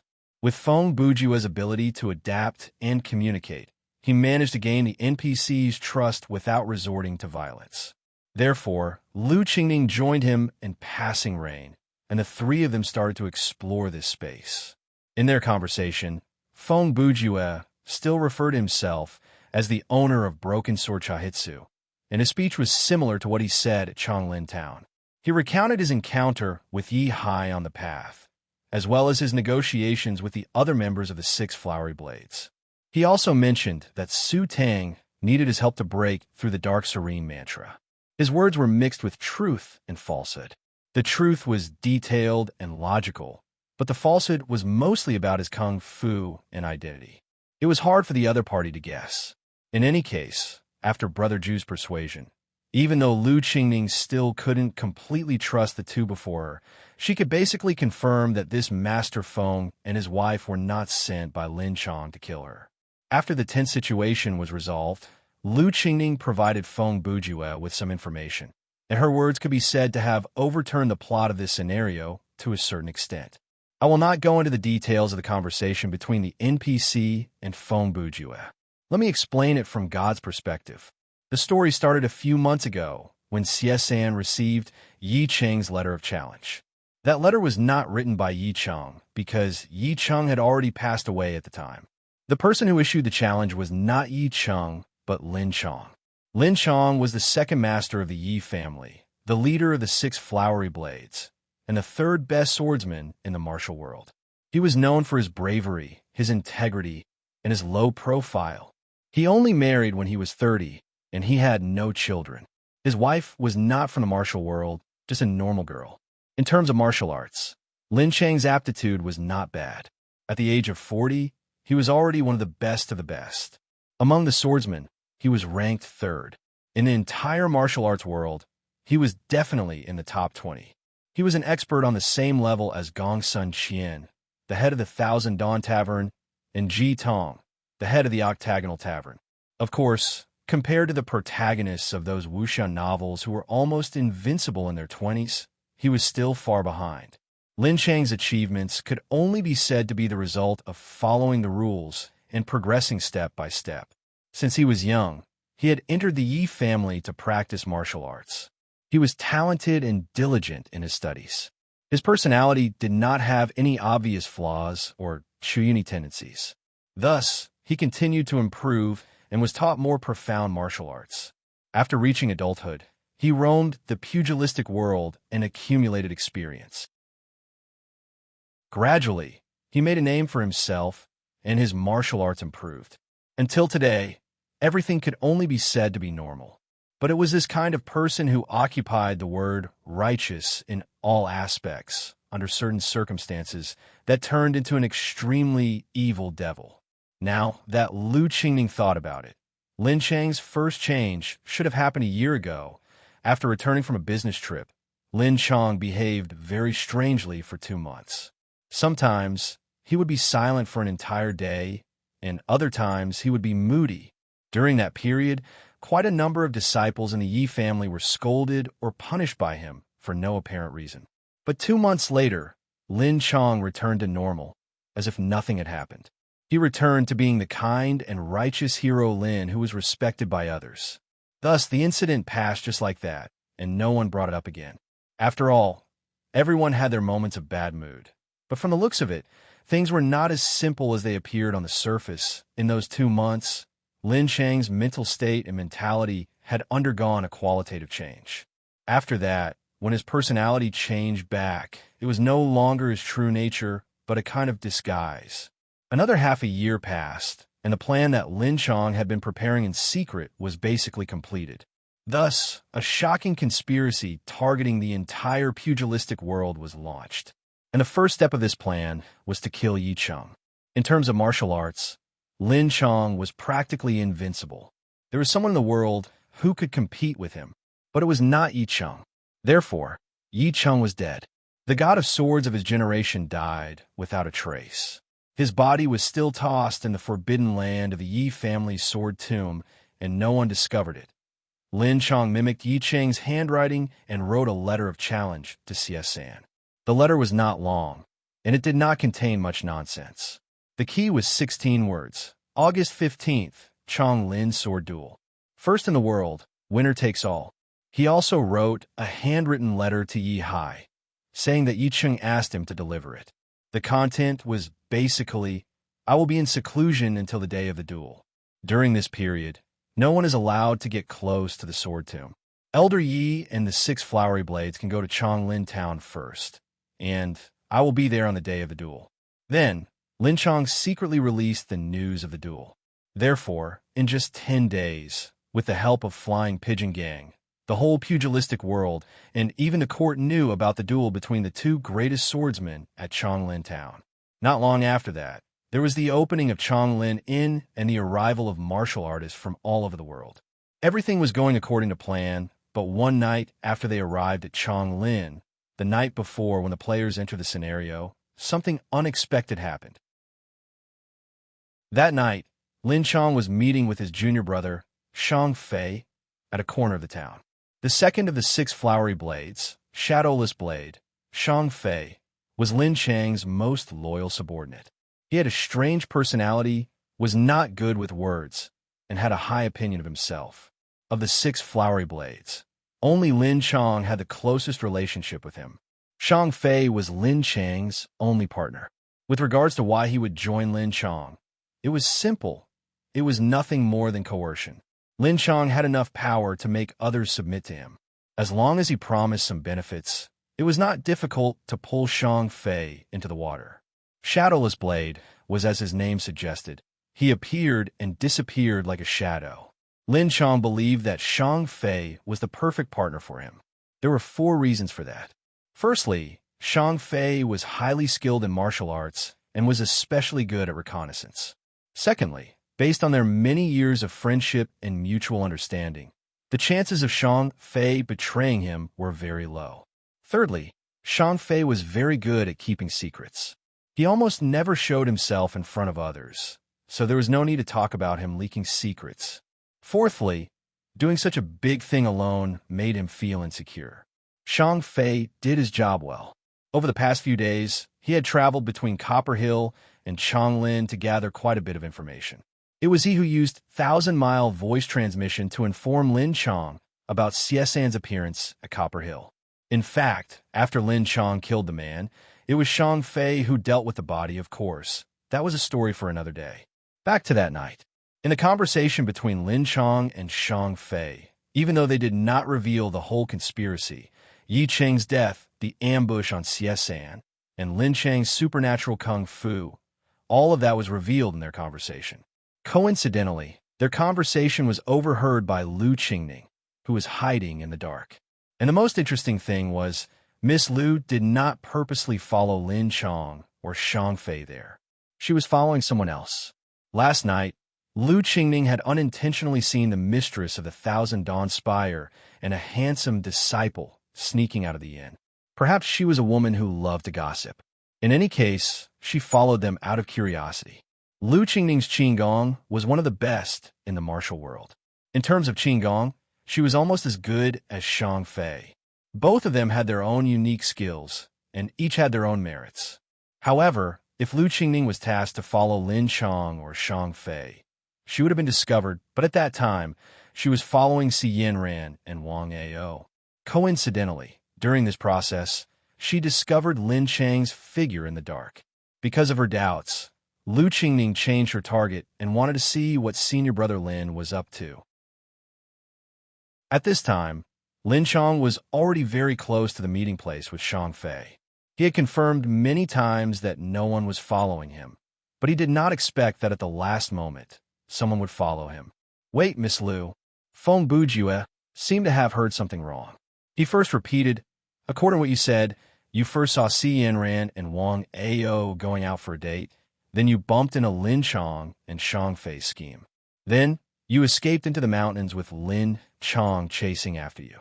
Finally, a strange bell rang, and you suddenly came here, escaping Lin Chang's pursuit.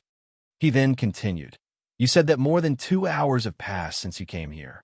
When Feng Bujue said this, he was already calculating the time ratio between here and the outside world. But the things that happened before you came here should have happened last night, before we entered the town.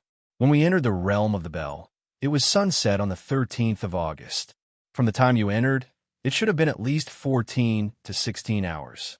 Lu Qingning's expression changed slightly. What do you mean?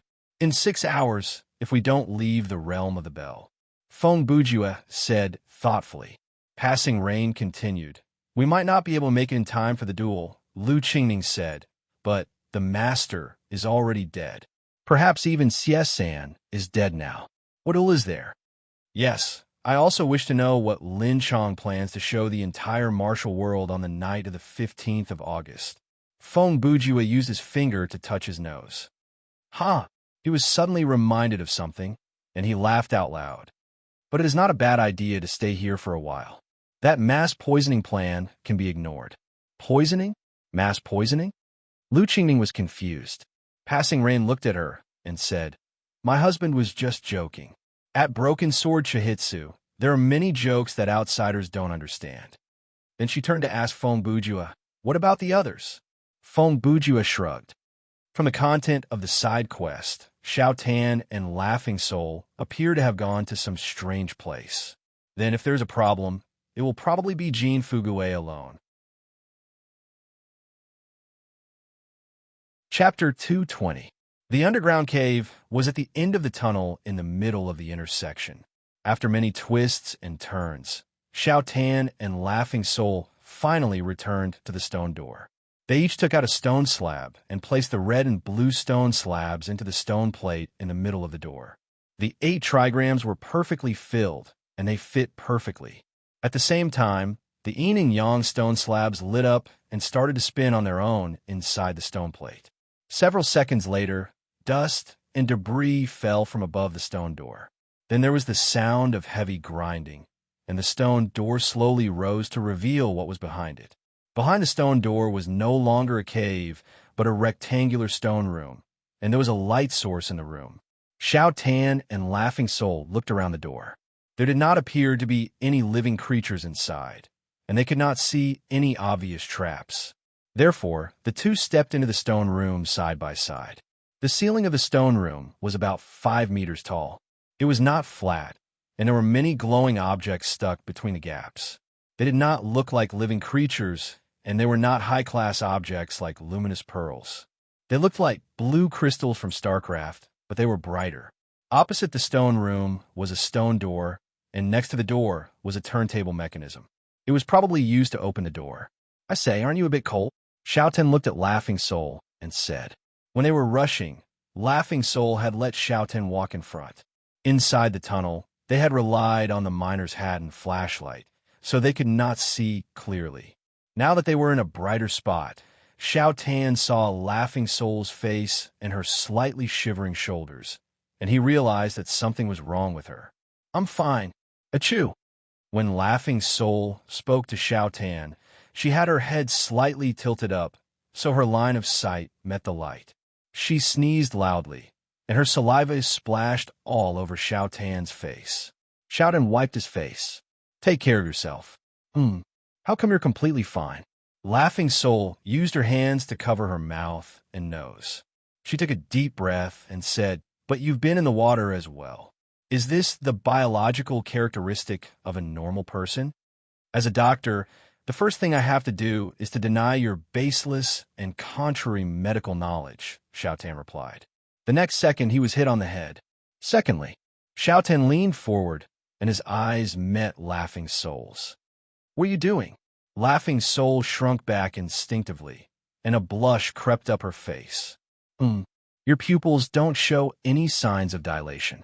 Xiaotan looked in her eyes and said, that means the problem isn't too serious. Your body temperature should be above 33 degrees Celsius. He thought about it and said, although your face is pale and your lips are slightly purple, you should be able to move around after walking all the way here. Your body temperature should be rising. It's probably because of your wet clothes. You take 3 steps back and maintain a distance of at least 1 meter from me. Laughing Soul narrowed her eyes and said with displeasure, what's wrong? Xiaotan was confused, but he still followed her order. When I first came out from the pool, the menu did show that I was frozen. It will affect my movement speed and exhaustion of stamina points, but it's gone now. Only the physical discomfort is still there. Laughing Soul sighed. Doctor, we're playing a game. If there's any problem, you can see it from the data. There's no need for you to look, smell, question, and feel my pulse. Doctors of traditional Chinese medicine look, don't interrupt me. Let me finish. Okay, from now on, under normal circumstances, you are not allowed to come within 1 meter of me, and you're not allowed to do anything that is too sudden like leaning your face in, Laughing Soul said. Do you understand? Air. Xiaotan was confused for a few seconds before he nodded. Sure, okay, I'm done. Xiaotan did not say anything else. He shrugged, turned around, and walked to the side of the stone room. There was a spiderweb-like crack on the wall, and the pattern was very neat like it was a target. Xiaotan had a feeling that this was something set up by the system, so he wanted to use his hand to touch it to see if it would trigger something. Unexpectedly, as soon as he took a few steps forward, the wall began to tremble. The cracks on the wall rippled from all sides to the center like waves. A few seconds later, a white stone head broke through the wall from the bullseye position. The stone had a square face, phoenix eyes, fiery eyebrows, a wide nose, thick lips, a beard, and a bun on the top of his head. Of course, these facial features were all carved out of stone and were white in color. The stone's eyeballs could move. He looked at Xiaotan and then at Laughing Soul. Then he opened his mouth to speak, but it was unclear whether he had a throat or not. Which book do you want? The stone asked. Which book? Xiaotan repeated. He did not know how to answer, so he turned back to look at Laughing Soul with a questioning gaze. Laughing Soul walked to stand beside Xiaotan. She put down the machine gun that she had raised a few seconds ago and asked the stone, how many books do you have? 3, the stone replied. What are the 3 books? Laughing Soul asked. In terms of conversing with NPCs, even though she was not as good as Brother Jew, she knew how to get information out of them. Why are people so ignorant these days? The stone replied. Since Pangu split, opened the sky, and Yuhua created man, there have been 14 books on Kung Fu, but you commoners are getting weaker with each generation. Now, there are only 3 Kung Fu that you can practice. The stone read aloud. These 3 books. Mantra of Heaven and Earth Inversion, Triflower Focus, and Shapeless and Formless Law. Air. Xiaotan was stunned. That sounds so powerful.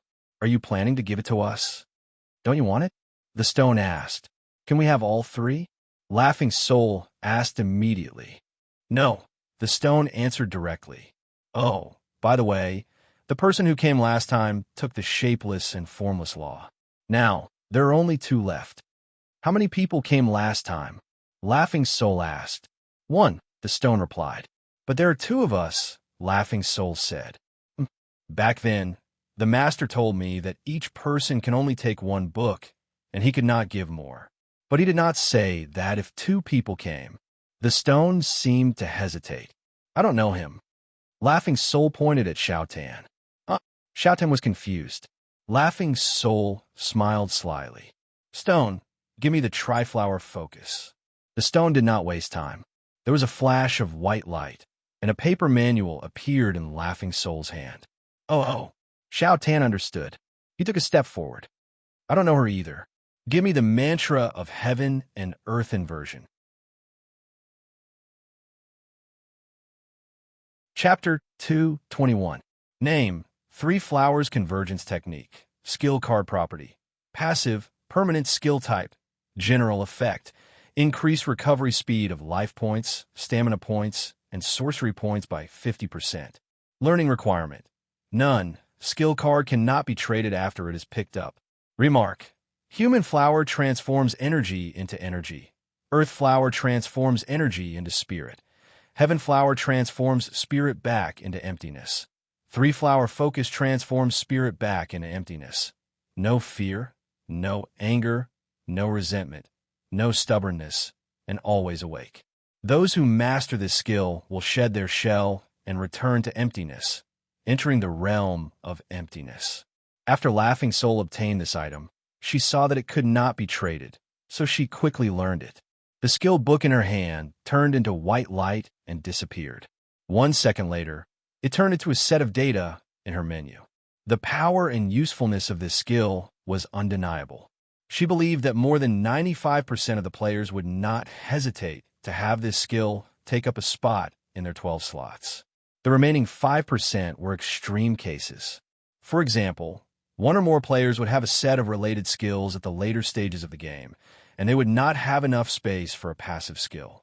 Other than those cases, this skill could be used by any player until they maxed out their level, and they would continue to use it after they maxed out their level. Other than that, because the recovery speed was a non-obvious attribute that varied according to the player's level, mastery, and the upper limit of each attribute, Triple Flower Focus did not have a learning requirement. Laughing Soul was overjoyed to have obtained this skill. Since she fell into the underground cave, she had finally gained something. The time that she and Xiao Tan had spent and the pain that they had gone through had not been wasted. After reading the skill description, she turned to look at Xiao Tan and thought, "Your mantra of heaven and earth inversion shouldn't be that weak. You must be overjoyed." But to her surprise, Xiao Tan had a confused expression on his face. He wasn't the kind of person who didn't show his emotions on his face, nor was he someone who was good at acting. Therefore, his expression had already explained a lot of things. Name: mantra of heaven and earth inversion, skill card property. Active permanent skill type. Fighting effect: heaven and earth will turn upside down.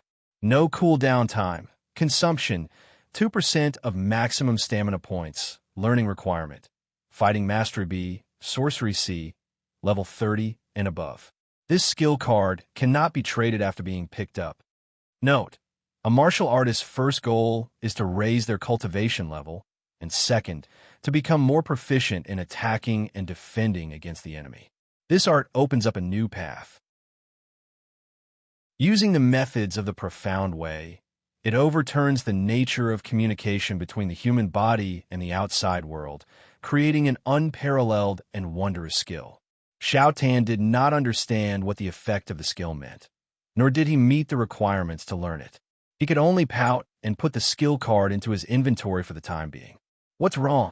Laughing Soul smiled wickedly. Could it be that it says, you wish to practice divine kung fu? If you want to practice the divine skill, you have to go up to 31st, Xiao Tan continued. Oh, so you can't learn it, Laughing Soul said with a smile. Now that the 3 secret manuals have been given away, my days in this world have come to an end. Stone said, Master is still waiting for me in the upper realm. Farewell. Wait. Laughing Soul quickly called out. Can you please answer a few more questions? What? Do you want me to personally teach you kung fu? Stone asked impatiently. You mortals are getting dumber and dumber with each generation. I don't even have hands and feet.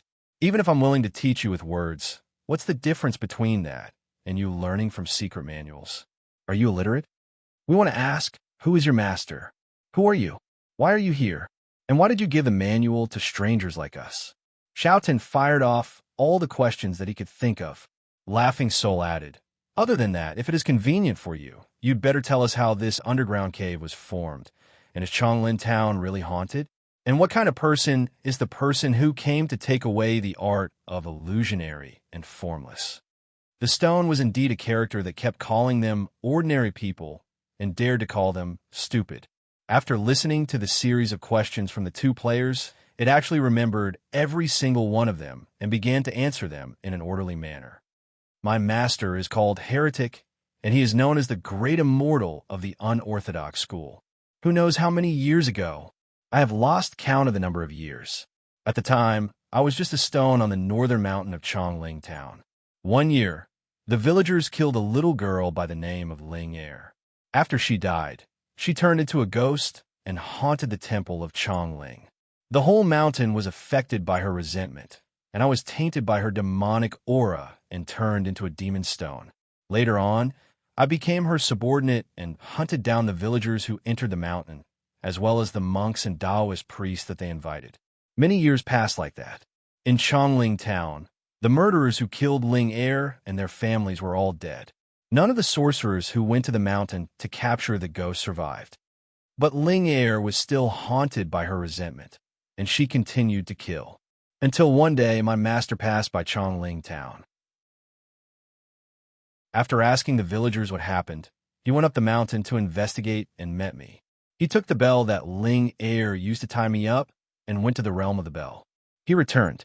He was the first person to meet Ling Er's ghost and return alive. My master said that Ling Er was not immortal, so the ghost that she turned into after her death was very powerful. Even though the murderers were all dead, the sins of the ancestors were bound to affect the descendants. Chongling Town was doomed, and no one could stay in the village anymore, or else no matter how many lives were lost, it would not be enough. The villagers and the magistrate all believed the master's words. Thus, under his arrangements, the entire village was moved out. The magistrate then sealed off the roads, and the town was abandoned. Master stayed in the town alone.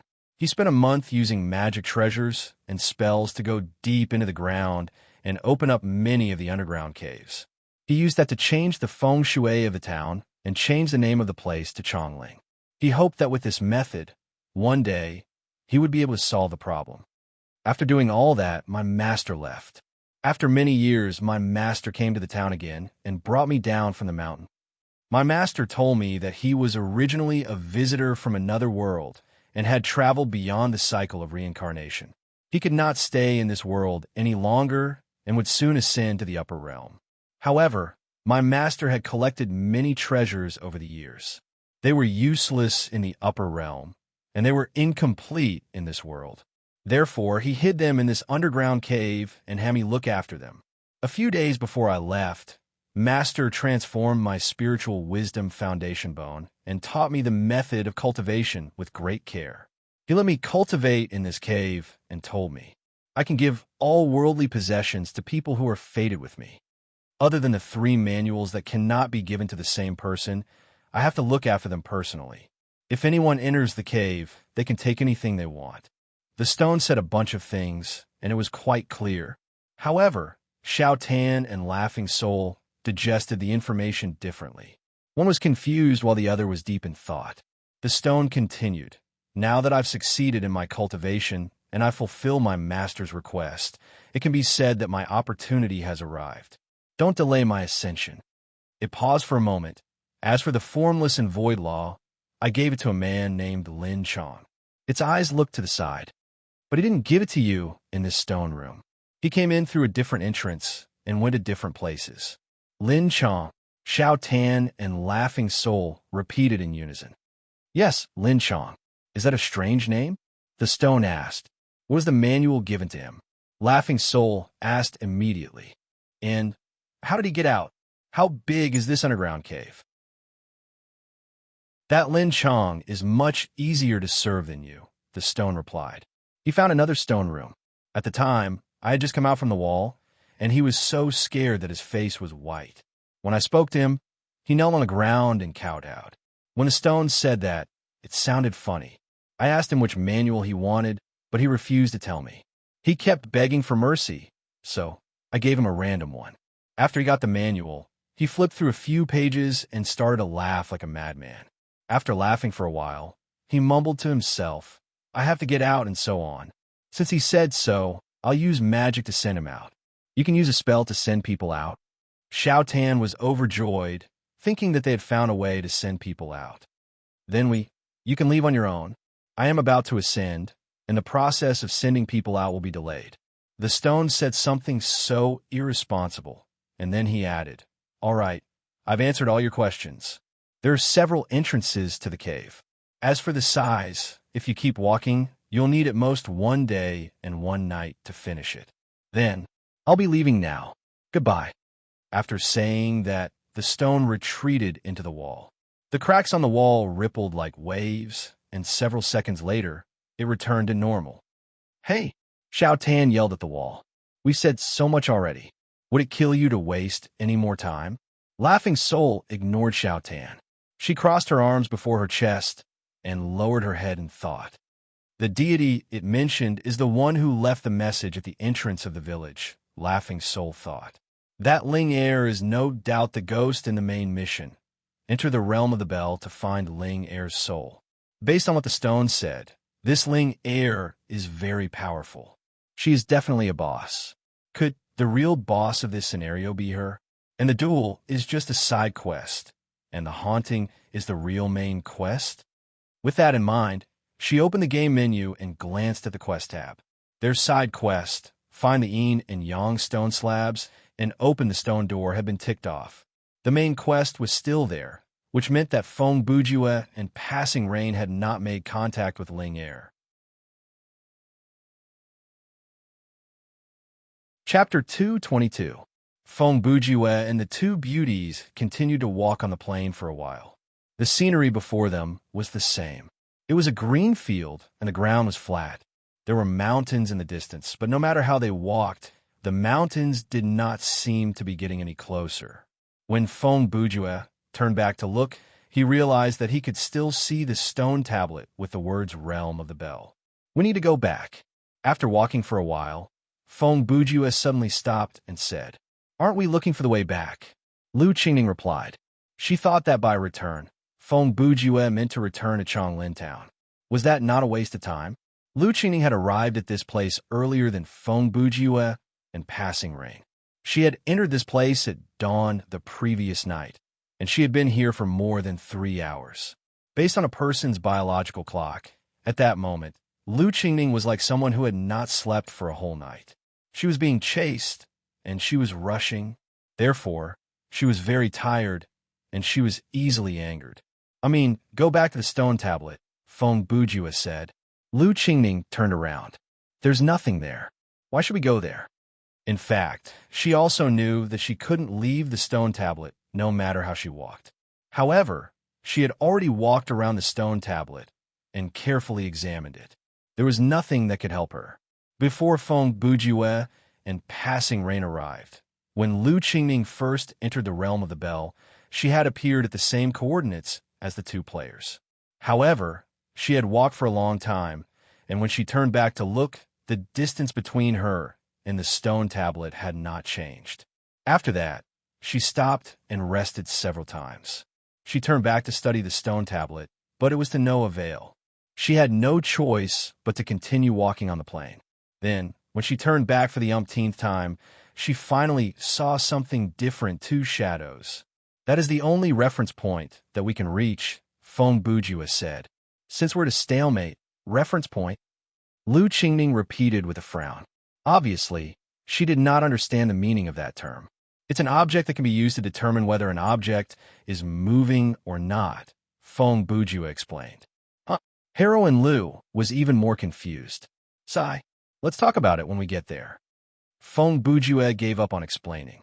Although she didn't get a convincing explanation, Lu Qingning couldn't think of any other way. Moreover, in her opinion, since they were husband and wife, Miss Li would naturally not oppose Feng Bujue's idea, so she had no choice but to follow them. It did not take long for him to return to the side of the stone tablet. It was the same as the distance he had estimated. Every time he moved forward, he would get closer to the target.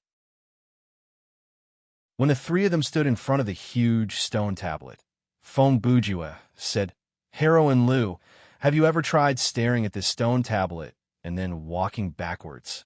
Lu Qingning's eyes lit up. "That's right. If we use this method..." She paused. "Wait, then why did we come back? Just now, when we were far away, we should have." "I tried, but it didn't work." Feng Bujue interrupted her and poured a basin of cold water on her. Heroine Lu was angered. She grumbled, "Master Feng, are you making fun of me? You've already tried it, and you're still asking me?" "Miss Lu, please don't be angry. He likes to play pranks on people like this." He doesn't mean any harm.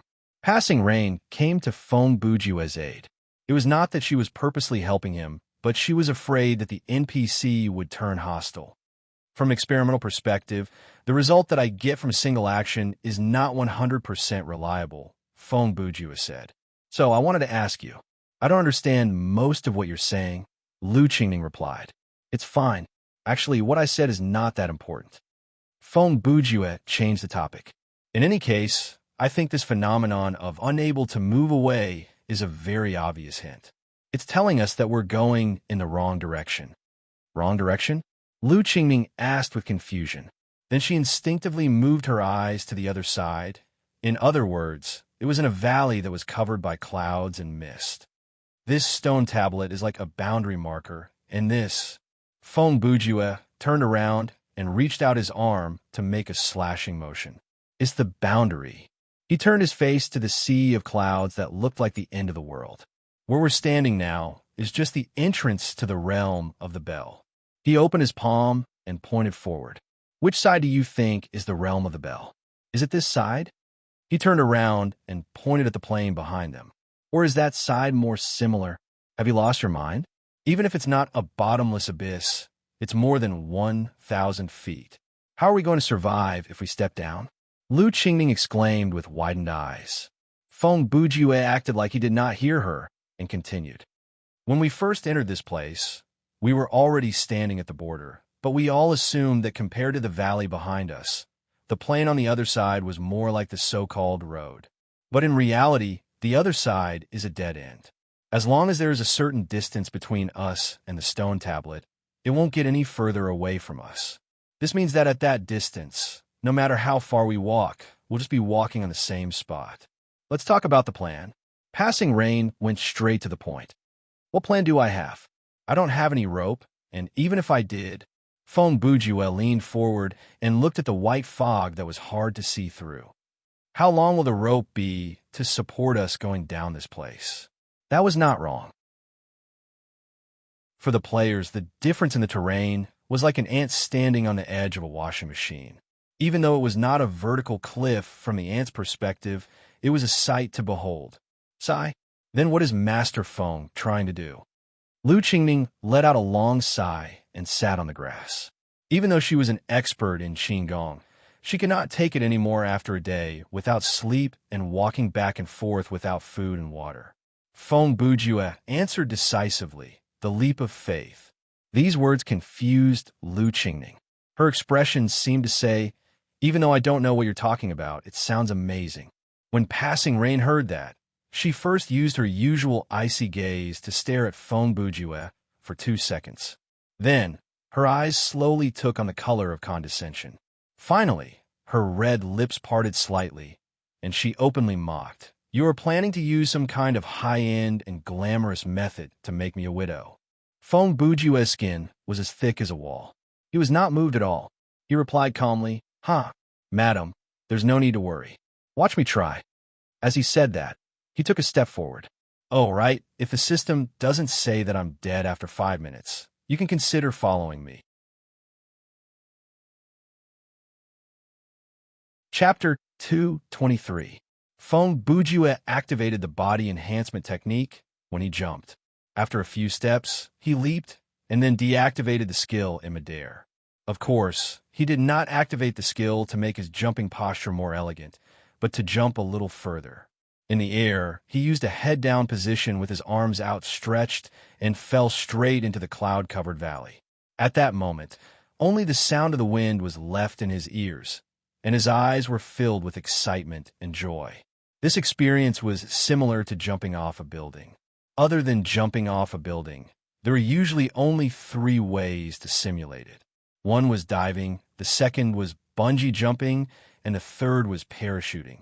Anyway, Feng Bujue did not know how to swim and had never jumped before.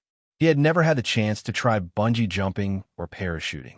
Now, he finally experienced the feeling of jumping from a high altitude in a virtual MMORPG. Although this was only a nerve-connected game, there was no difference between the simulation of falling and the real world. Usually, even if the person who jumped did not scream, their body would instinctively tense up. However, Feng Bujue was a person who could not feel fear. Therefore, when he was in the air, he could completely relax his body and experience the pure feeling of falling. He could not even blink and look straight down.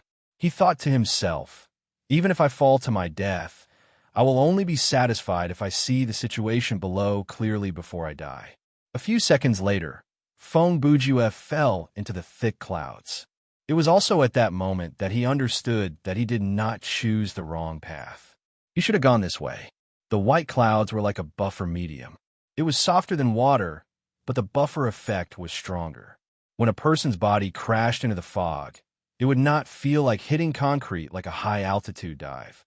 When Feng Bujue passed through the fog, it felt like he had suddenly walked from a room with low air conditioning to a hot street. His body was enveloped by a cloud of thick air, and then the speed of his fall started to slow down with a slow rhythm. When he landed, Feng Bujue was like a falling feather. He did not feel the slightest impact, and his life points did not decrease at all.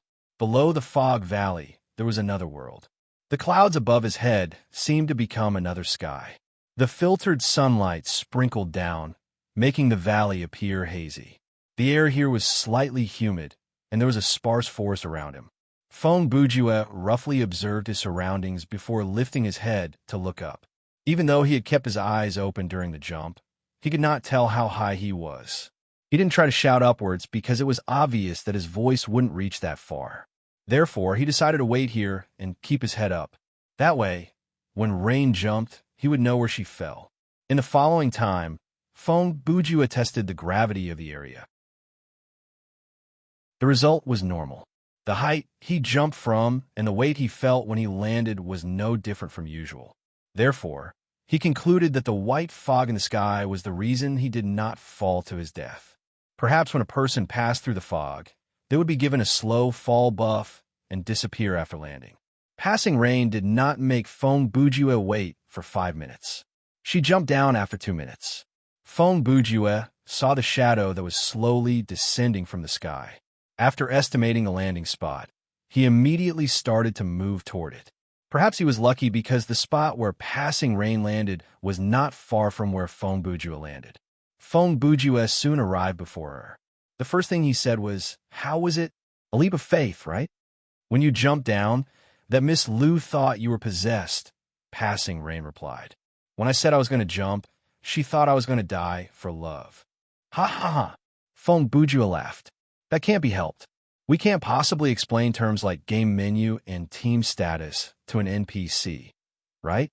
But jumping down directly requires a lot of courage," Passing Rain said.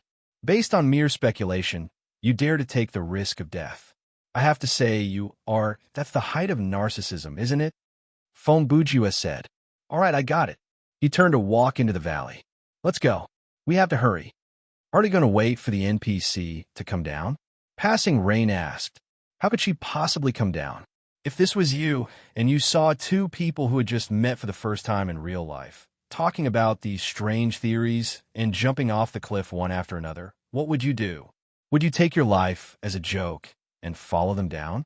Feng Bujue's speculation was not wrong. When Lu Qingning saw the two from Broken Sword Chahitsu leap into the valley, her mind went blank. She could not help but suspect whether these two were real or not. Had she gone mad and started to hallucinate? It was impossible for Lu Qingning to jump down as well. Unless she could see the situation at the bottom of the valley from above, or hear the two people shouting at her from below, she would never do such a thing that went against common sense and seemed no different from suicide. After hearing that, Passing Rain was silent for 2 seconds before nodding coldly. "Let's go." The two walked for about 20 minutes before they exited the forest. Before them was a lake surrounded by trees. The lake was huge, and looking into the middle of the lake, they could see a small island. Under the gloomy sky, the small island appeared secluded and eerie. Even standing on the shore of the lake, one could feel an invisible and powerful aura that seemed to be wrapped around the island. When they reached the lakeside, Feng Bujue squatted down and reached out to touch the water. The water was clear and cool, and he could see fat fish swimming leisurely at the bottom of the lake. 10 meters behind the two of them was a forest. The forest revealed a crimson and golden color. Now that he thought about it, they had been walking quietly along the way. They didn't talk much, and the surroundings were silent. This kind of scenery and atmosphere, he didn't know whether to call it romantic or strange. There's a boat. Passing Rain looked along the shore and saw a small boat tied to the shore. Looks like we have no choice. Fong Bujua shrugged and walked toward the boat with Passing Rain. There was no doubt that there was something on the island, and it was most likely the place where the souls were. Swimming was not realistic. Even for a good swimmer, it would not be easy to swim to such a far island. That was why the system had set up the small boat. I think something scary will happen on that island. Not long after the two got on the boat, Fong Bujua said as he rowed the boat, "Are you trying to scare me?" Passing Rain replied, "It's not that." Fong Bujua replied, "I just suddenly realized, in this plot line, perhaps all the battles can be avoided. If that's the case, then the system must have set up some scary elements." Speaking of which, up until now, it has been easy, Passing Rain said. Fong Buju nodded. The main quest related to Ling Air on the mountain has not given us any unavoidable battles. We have avoided all the potential battles. He paused for a second before continuing. For example, the demonic tree and the demonic monk. Those two can be dealt with through brute force. When we meet the tree, we can kill it to get the bell. When we meet the monk, we can defeat him to get the bell and open the crack that leads to the realm of the bell. Even for Lu Qingning, if she gets into a fight with us due to a misunderstanding and is killed by us, it is not impossible for that to happen. But if we do that, it will lead to a loss of information, like the situation with the bell of Jin Gang and Lin Chang's conspiracy. So, if we use brute force to clear the stage, we will not be able to get much information. At most, we will have to rely on death scenes to get a better understanding of the situation.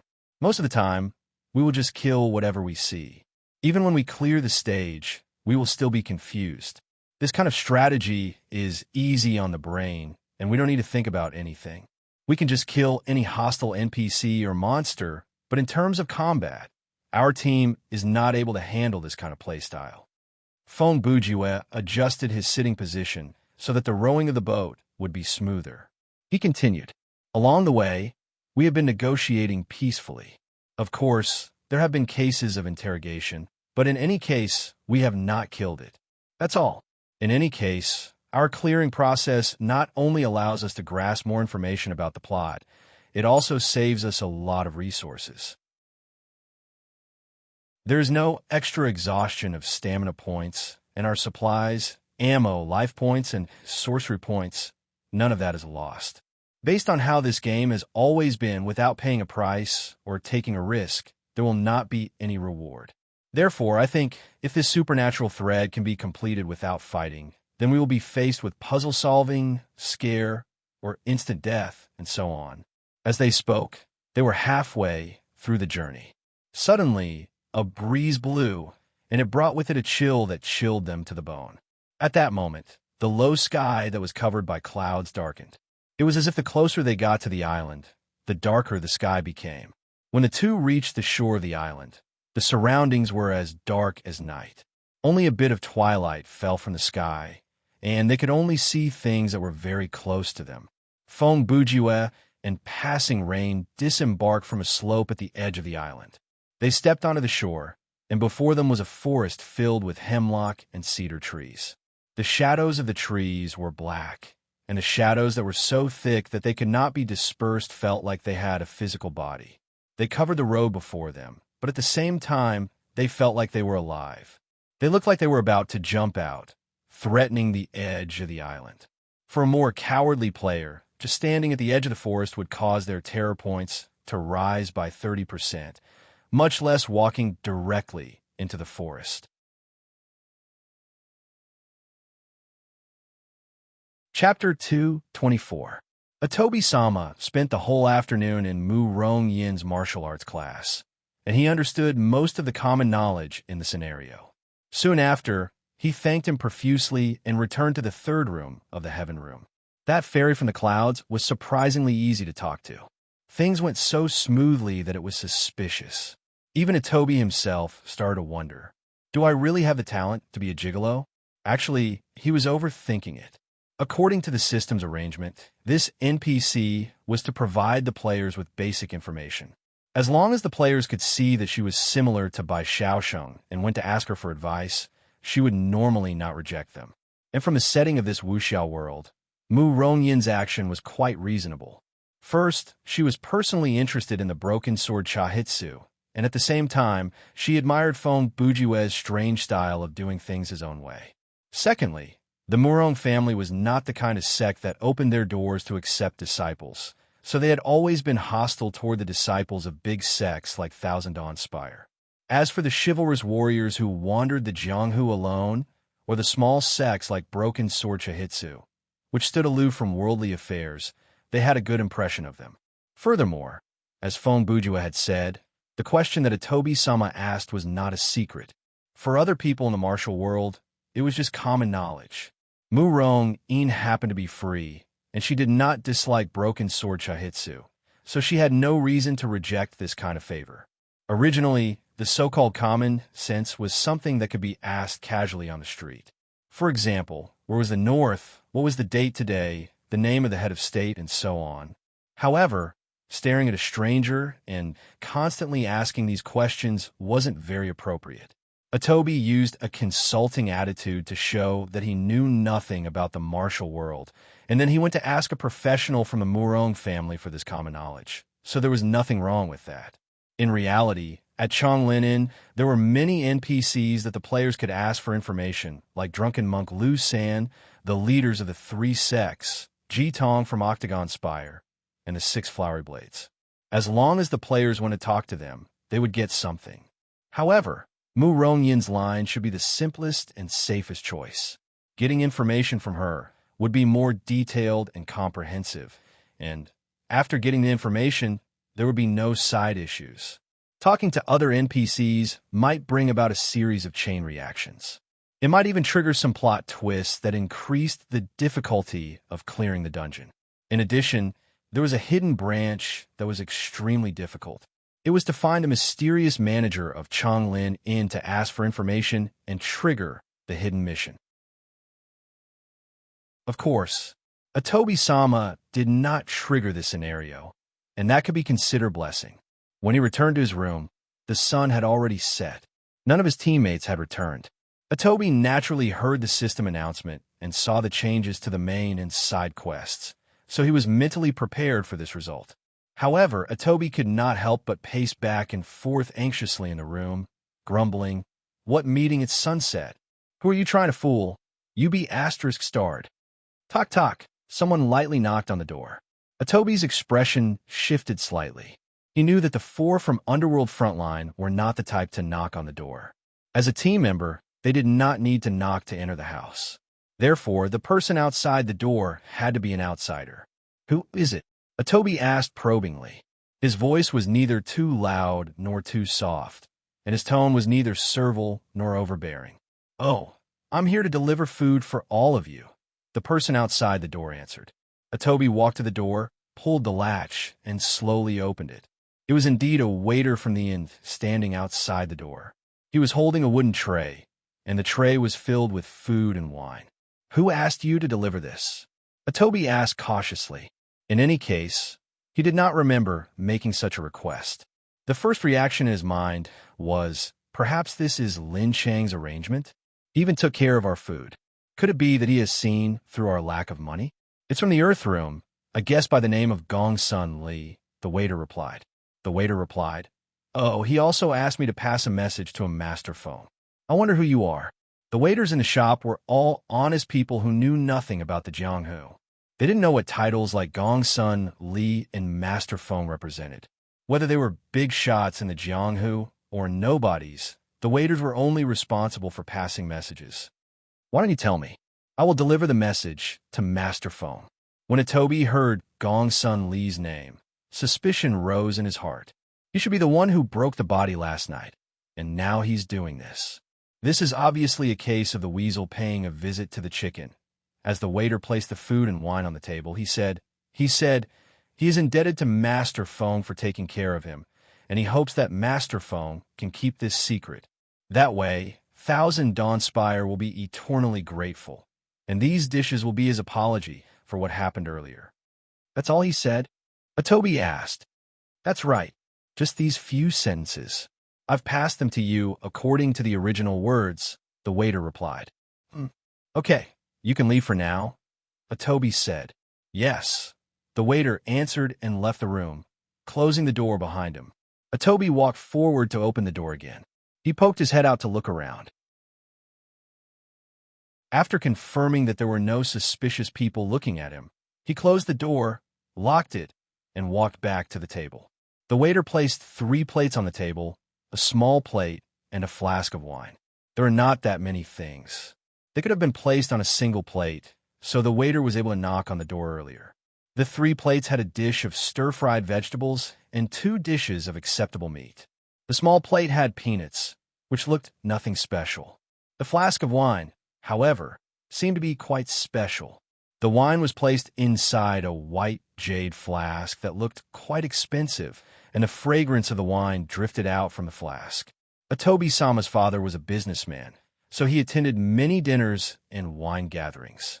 Sometimes, he would even bring his wife and children to attend. Even though Atobi did not have much interest in wine, he had seen the world before, so he could not tell the difference between good and bad. He knew that this flask of wine had to be good. In real life, it might be worth half the price of a banquet. Compared to the few dishes before him, it did not match at all. Atobi opened the flask and leaned in to take a sniff. This game sure is good at simulating the taste. This kind of luxurious item in real life would probably be a luxury item in the market, so the price would definitely be high. He mumbled to himself as he put the flask back down. Humph! Such an obvious trap, and one that is so underhanded, yet they have the audacity to bring it out to embarrass themselves? He scoffed. If there is no poison in these dishes, I will eat sh*t on the spot.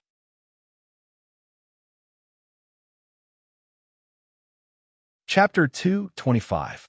After listening to Mu Rong Yin's lecture, Atobi naturally understood a lot about Thousand Dawnspire. Sects like the Thousand Dawnspire and the Octagon Spire had risen rapidly in the past few decades by relying on a certain set of ultimate techniques. Although their strength had surpassed the 3 sects, Shaolin, Renwu, and Xiaoyao, they still lacked a foundation and gave people the feeling that they were upstarts. Their disciples were mixed. Even though they were chivalrous people, there was no lack of scoundrels like Wang Ao. The other martial artist's attitude toward them could be seen from Lu San's words and actions. It was not exactly respect, but there was still respect. After all, they were not evil, and they were indeed powerful. In that case, would the second master of the Thousand Dawnspire do something like poisoning him? Of course not. With Gongsun Li's cunning, if he really wanted to poison them, he would not have picked a time and place like this, and he would not have made a waiter part of the plan. During the day, Thousand Dawnspire and Broken Sword Shihitsu had just become enemies, and the whole thing happened in front of everyone's eyes. If Gongsun Li immediately poisoned and killed people at night, the revenge would be too immediate. The other people in the martial arts world would definitely suspect the people of Thousand Dawnspire. Therefore, even if Gongsun Li and Si Yinran wanted to kill them, they did not dare make a move. They still had to pray to the heavens that nothing would happen to the people from Broken Sword Shihitsu. If any of the 5 disappeared or died mysteriously, they would have to take the blame. From this, it could be seen that Feng Bujua's earlier strategy was a good move. If he had revealed the truth about Wang Ao's death in the lobby of the train station that morning and accused Si Yinran of murder and Gongsun Li of helping to frame Wang Ao, the result would be that no one would believe him. The martial world was a very realistic place. Without solid evidence, it was best for a nobody from a nameless sect to debate with people like the Tower Mistress and the second master of Thousand Dawnspire. If it was a civil argument, they could just twist their words, but if it was a military argument, that would be exactly what they wanted. Therefore, Feng Bujue decided to fabricate the truth and turn the tables on them. He made use of their guilty conscience so that they would not dare refute him and would have to turn the tables to back up his claim. The effect of this move was Si Yanran and Gong Sun Li did not dare attack the people from Broken Sword Chahitsu. In fact, they were under his control, afraid that this group of people would leak the secret out. As the saying goes, that was then and this is now. Now, the situation was different. If Feng Bujue told the truth about Wang Ao's death, it was not necessarily a situation where no one would believe him. Therefore, the food and wine that Gong Sun Li sent over, other than flattering and probing, had no other intentions. The dishes were normal dishes. That was something that could not be helped. After all, a place in him would not have so many delicacies from outside town every day. It was already good enough that they were able to keep their food supply and eat meat, but then did have some good wine spire. This was because as long as there was a wine cellar, it wouldn't be a problem to store the wine for 8 to 10 years, not to mention a month's time. The owner of the inn knew that the customers who would move in would be Jianghu people. This group of people loved wine. They could eat less, but they could not drink less. Therefore, in terms of wine, the inn had plenty of stock, both good and bad.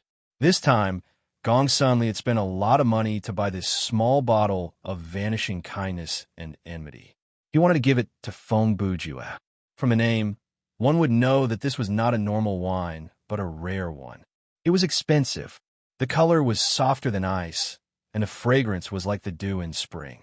What was dissolving enmity? It meant that after drinking a cup, the enmity between people could be dispelled. This was like the legendary brainwashing alcoholic drink, Zue Sheng Meng Si. If Tang Xuanzang knew this, he would regret it. What was the point of traveling so far to get Mahayana Buddhism? Why couldn't he just learn how to brew wine? Fine, this was a joke. No matter how good the wine was, the enmity could not be dispelled. At most, it could dispel the enmity between people like you borrowed a few silvers from me a few years ago, or you stepped on me this morning. In any case, I personally believe that this kind of enmity could be resolved by giving the money spent on the wine to the other party. Back to the topic, Atobi-sama looked at the food before him. He had already concluded that it was poisonous, so he would not touch it. As a player, he did not need to eat or drink, and the food was not a beautiful woman. He had no reason to lose control, so he placed the food there and did not touch it. Of course, he would not eat sh*t on the spot, because he would not take a bite, so there was no way to prove whether the food was poisonous or not. Time slowly passed.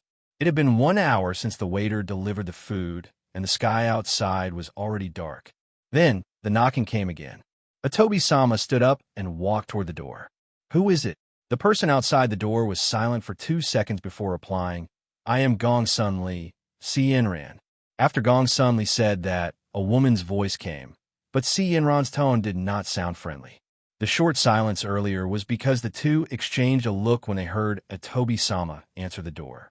Atobi did not open the door immediately but asked, "The sky is already dark. I wonder, what business do you have here?" Gong Sun Li replied, "Young man, do you mind letting us in first?" Atobi thought about it. If they wanted to barge in, he would not be able to stop them, so he decided to play it by ear. He opened the door and scanned the two's faces. He tried his best to appear calm as he stepped aside and said, "Please come in." Once they stepped into the room, Gong Sun Li and Si Yanran's expressions shifted multiple times. First, they saw the food on the table, but they did not touch it. Second, after they looked around the room, they realized that Atobi was the only one in the room. The news spread very quickly in the inn. Gong Sun Li and Si Yanran naturally heard that the other people from Broken Sword Chahitsu had left the inn during the day.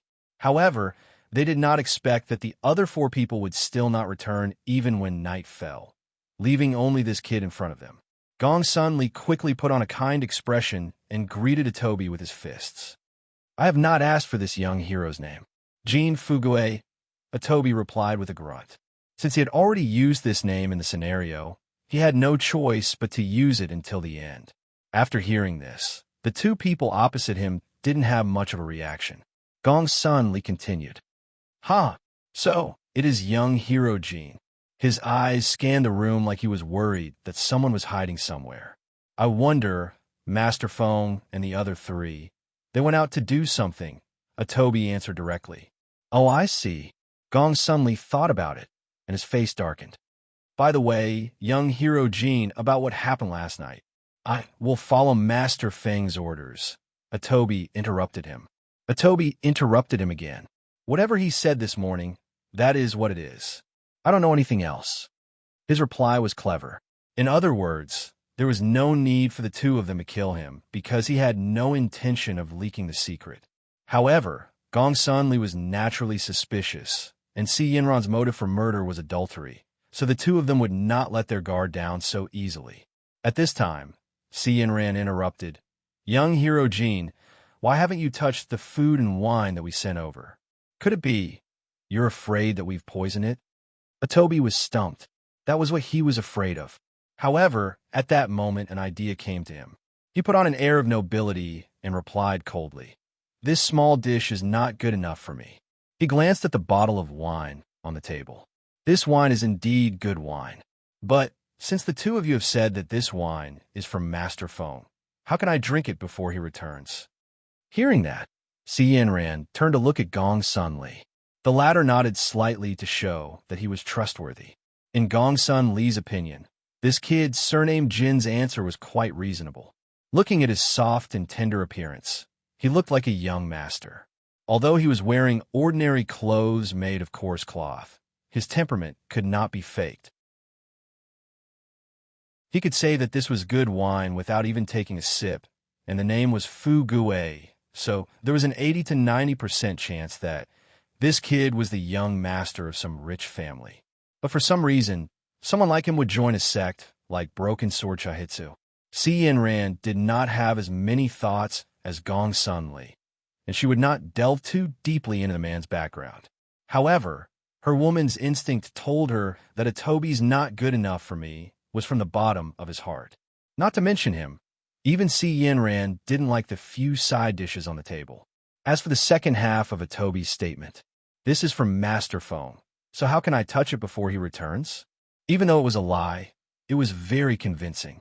The impression that Feng Bujua left on the audience could be described with a line that often appeared in Detective D. Renjia. This is a scary person. Almost all the villains that appear in the drama had used this line to describe D. Renjia or Li Yuanfang's abilities without any prior agreement or annoyance. Of course, the main characters would occasionally use this line to describe the opposing boss-level characters as well. Personally, I believe that the term scary in the series can be equated to three things. 1. Extremely high intelligence. 2. Extremely high fighting ability. And 3. Madness. In any case, as long as there was one, it would be described that way. If there are all three, how should I describe it? I think we can use this line instead. I am so strong that even I am afraid of myself. Ha ha ha! Gong Sunli laughed loudly, and it was as fake as it could be. Forgive Gong Sunli for not being considered enough. When I had the waiter pass the message, I only knew Master Feng's name, so I did not go into detail. Then, he walked to the table. This wine is just a token of my sincerity. Everyone in your sect is a hero, so how can I only give it to one person? If young hero Jean likes it, I can have the waiter send over another jar. He picked up the small bottle and poured the wine into 3 cups. Come, come, young hero Jean. You are a man of the martial world. A cup of wine will wipe away all hatred. The two of us will toast you.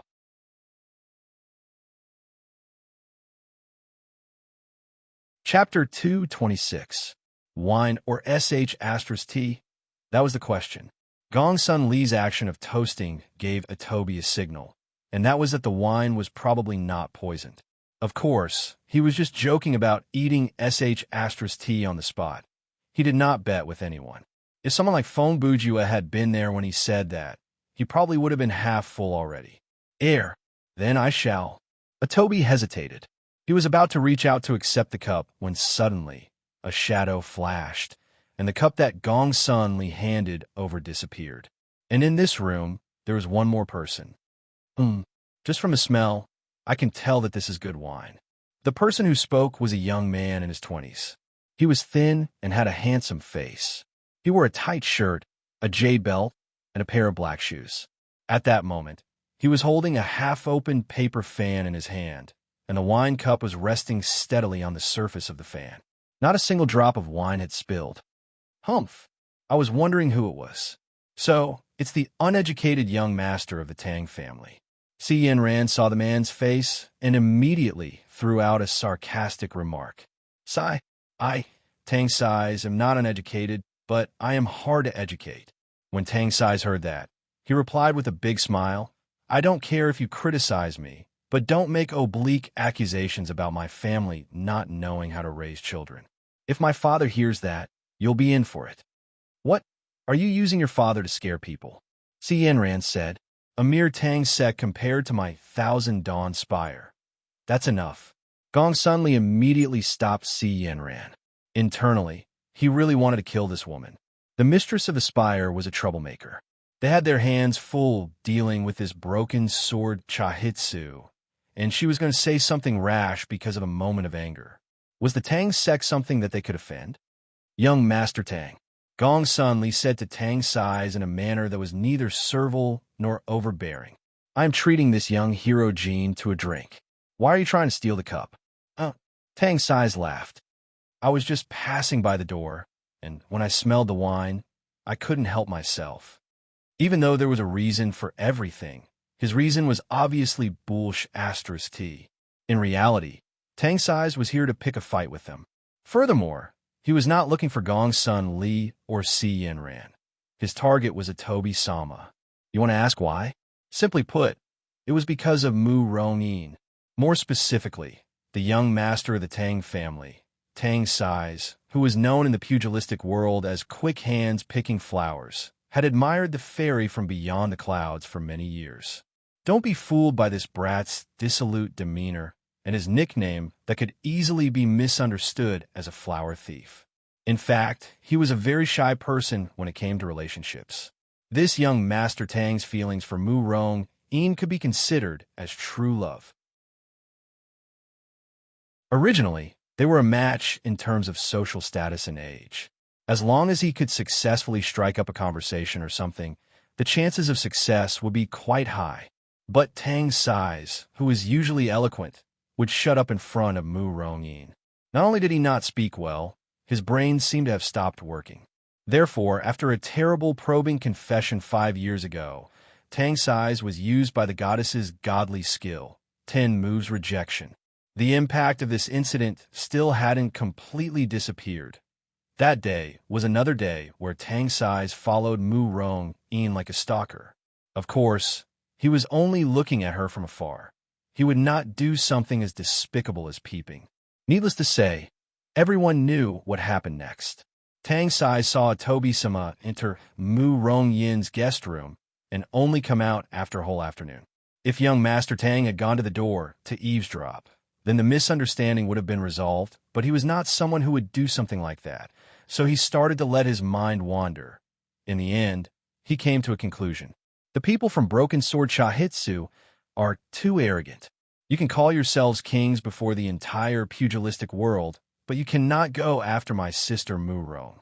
I will fight you to the death. Therefore, that was the reason for what happened earlier. Naturally, Tang sighs did not coincidentally walk past the door. He had been circling the area for who knew how long. When Gong Sun Li and Si Yanran entered the room, Atobi did not close the door. He was afraid that the two NPCs would attack him, so he left an escape route by leaving the door ajar. To his surprise, that made it easier for Tang sighs to barge in. Young Master Tang had barged in for no other reason than to embarrass Atobi. He did not care about the relationship between Thousand Dawn Spire and Broken Sword Chahitsu.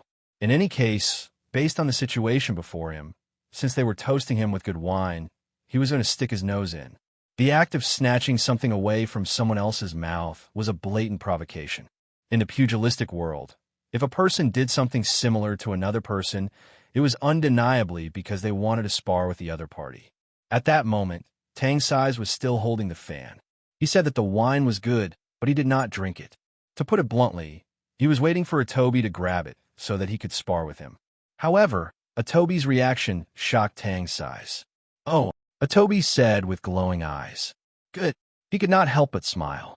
It was a genuine smile that came from the bottom of his heart. Please, please, please don't be shy. Consider this a toast for me.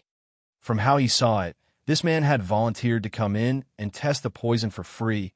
At that moment, Tang Sai's felt like he had spent so much effort to give someone a slap. But in the end, he realized that he had helped the person kill a mosquito. Huh, Yen Ran chuckled wickedly. Her woman's instinct told her something. The name Mu Rong In quickly appeared in her mind. She knew about Atobi-sama's visit that afternoon, and she had heard about Tang Sai's interest in Lady Beyond the Clouds. Therefore, she soon understood what was happening before her. What was going on? Young Master Tang, look at young Master Jin's magnanimity. Yen mocked him. And look at yourself. If you're a woman, you should know who to choose. This woman was indeed vicious with her words. She poked at the man's sore spot the moment she opened her mouth. Humph! Tang Sai's already had a ball of anger in his heart, and with that provocation, it exploded. Jin, I will challenge you to a duel. Before he finished, the paper fan in his hand fluttered, and the wine glass fell to the ground. The glass of Forget the Grudge splashed on the ground in a rather sarcastic manner. Before the old grudge could be forgotten, a new grudge was born. For some reason, when young Master Tang smashed the glass, Gong Sun Li and Yen Ran jumped back instinctively. It was as if the sound of the glass shattering was a bell in a boxing ring. Was this the start of the first round? Hey, boss, what are you doing? Atobi was confused. His joy turned to shock, and he thought, has this man lost his mind? He was quite happy when he was drinking the wine, but when I gave it to him, he went crazy. Is this the legendary Sundara attribute? In the blink of an eye, the wind from the fan arrived first, and the tip of the fan came later. The wind from the fan was filled with poison, and the tip of the fan was filled with strength. Atobi was caught off guard, and there was no way for him to evade.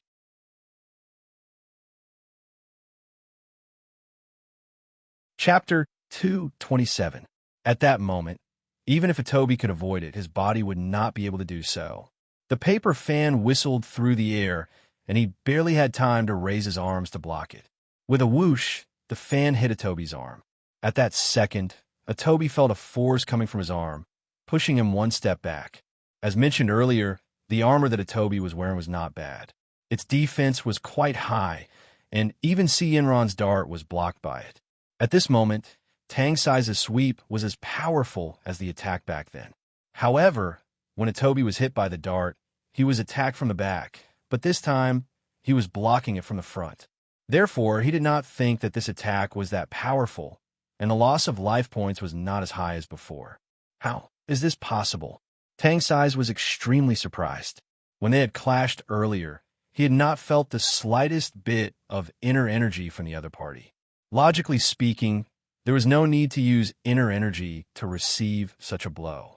The other party's arm should have been fractured. However, this Jin man before him had only taken a small step back. His arms were perfectly fine, and he was unharmed. Impossible. Tang Sai's refused to believe this, and he rushed forward to attack again. The young master of the Tang family had been fast since he was young. When he was in his 20s, he had already mastered the grasping flower hand skill. His 13 moves of the grasping flower hand had 39 variations. They focused on speed, accuracy, agility, dexterity, and danger. Combined with the Tang sect's unique internal energy and poison, it was like adding wings to a tiger. Even though it was not as powerful as the Shaolin Dragon Claw hand in terms of direct attack, the grasping flower hand's speed, agility, hidden power, and the poisonous wind that could be carried with it during close combat was one of the best in the martial world, and there was no one who did not fear him. But Atobi knew nothing about this. When Mu Rong In told him about the martial world, if she mentioned martial artists, she would only give him their names, nicknames, identities, and the kind of kung fu they were good at. She would not give him information like the person's kung fu style, specialty, and counter. If she told him that she would not be able to finish it in 10 afternoons, much less one afternoon. What's more, this kind of information no longer belonged to the category of Jianghu general knowledge. It might involve the safety of other people's lives. Therefore, facing Tang Sai's next attack, Atobi reacted normally. From how he saw it, this young Master Tang was not that powerful. He was not even as powerful as Yen Ran. and his attack power was within the range that he could handle. In the blink of an eye, they had exchanged dozens of moves. Tang Sai's hands moved faster and faster, but the more he fought, the more shocked he became. What kind of skill did this Gene guy have? Facing my fan with his bare hands, he only defended and didn't attack. He also didn't use any internal energy. When the attack hit his body, it was as if it hit some kind of armor. Even if it was the highest level of the Golden Bell shield, there was no technique that could be used without chi, right? Could it be that this brat had copper skin and iron bones? Suddenly, a silhouette cut in and made 3 moves in a row. Then, with a feint, an arm shot out and grabbed Tang Sai's wrist. Young Master Tang. Who else could it be other than Gong Sun Li? He had been watching from the side for a while and seemed to have noticed something. Thus, he jumped out and stopped the fight between the two. Is that enough? Can't you see that this young hero Gene is trying his best to hold back? If you continue to push him like this and force young hero Gene to make his move, then even I, Gong Sun Li, might not be able to stop him. When he said that, Tang Sai's mind shuddered. He seemed to have understood something, and he whipped his head around to look at Atobi. He thought back to the moves that he had used and the opponent's reaction. From the beginning to the end, Atobi stood where he was and did not evade his attacks. He did not move too far, and when he blocked, he did not use any kind of kung fu. He only stretched his arms and legs. What a broken sword Chahitsu. I am impressed. Tang Sai's glared at Gong Sun Li and then shook his arm to escape from the latter's grip. He took several steps to stand before Atobi and took out a small square paper bag from his belt. This is the antidote for the poison in my fan. Please accept it, young hero Gene. Atobi accepted the paper bag with a wooden expression. Actually, when he heard that, he had just noticed that his status in his menu had changed to poisoned. Thank you. Atobi thanked him out of instinct. He was the only one who did not understand what was going on. In any case, from his perspective, this NPC with the surname Tang had turned from neutral to hostile without warning, and then from hostile to friendly. I am Tang Sai's. People call me Quick Hands Flower. Tang Sai's bowed. I wonder what young hero Jin's name is. F***CK. You want me to repeat myself again? What's the point? Atobi was annoyed internally, but on the surface, he still answered weakly. Jin Fugui, I have been rude today. If I have offended you, please forgive me. Young hero Jin, Tang Sai's replied. As he said this, he glanced at Gong Sun Li and Si Yanran. If there's a chance in the future, this Tang will seek guidance from young hero Jin. Goodbye. After he said this, he coldly snorted and walked away angrily. After he left the room, Atobi sighed in relief. He swallowed the antidote and recovered from his abnormal status. Looking at his life points, which had dropped to 30%, Atobi was speechless. Young hero Jin's kung fu is indeed extraordinary, Gong Sun Li said. Facing Tang Sai's flower-pinching hand, you were able to fight against the speed with slow. Without using internal energy and without using a weapon, you were able to withstand all the attacks. The skill that you have shown by holding back goes to show that young hero Jin's external kung fu has reached the extreme. With Tang Sai's level of internal energy, if he was hit by one of your punches, he would have been crushed on the spot. That child is laughable. He doesn't know that you are showing him mercy out of kindness. This bunch of martial artists sure have a wild imagination. How did they know I was going easy on him? And how did they come up with such a conclusion? Atobi grumbled internally. So, when one trained external martial arts to its maximum level, without using any internal energy or skills, one's body would have the defense of an excellent armor. I wonder if someone at this level can block a bullet. You flatter me. Atobi tried his best to maintain a calm expression as he replied. Judging from the current situation, Gong Sun Li and Si Yanran would most likely not make a move on him. Thus, he decided to pretend for the time being. Oh, the poison in my body still needs to, adjust my breathing. If the two of you don't have anything else... Oh, of course. Gong Sun Li gave Si Yanran a look, and then the two left together. The two left the room and walked until they reached a deserted area. Si Yanran opened her lips to ask, that Jean Fugay is really as powerful as you said? If you spent more time learning Kung Fu from my leader instead of hanging out with that Wang Ao, I believe you would be able to tell, Gong suddenly mocked. Pfft, you have no right to interfere with my business. Now, the man has been killed, and you have a part in it. Si Ran replied viciously. Enough, Gong suddenly said sternly. It is for the sake of Thousand Dawn Spire's reputation that I helped you clean up this mess. But now I've gotten myself into this mess. The 5 from Broken Sword Chahitsu will have to be silenced sooner or later, but not in Chonglin. For now, we need to please them and try our best to keep these strange people under control. After the duel is over and the people return, I will send people to follow their trail, and then we can come up with a plan. What if they really don't plan to reveal this secret? Si Ran asked. Keeping a secret is only temporary, not permanent, Gong suddenly said. Don't you understand that? Gong suddenly was naturally suspicious, so naturally he would not trust others. In his eyes, only dead people would keep secrets, and the only living person that he could trust was himself. At that moment, Gong suddenly had the intention to kill Si Ran because he believed that there was a chance that Si Ran herself would leak the secret. For the sake of the Thousand Dawn Spire that would one day belong to him, for the reputation and position of this sect in the martial world, Gong Sun Li would do anything to remove every threat and stain. Then, since they are so powerful, how should we deal with them in the future? Si Ran asked. Also, the background of this Broken Sword Chahitsu is probably not that simple, right?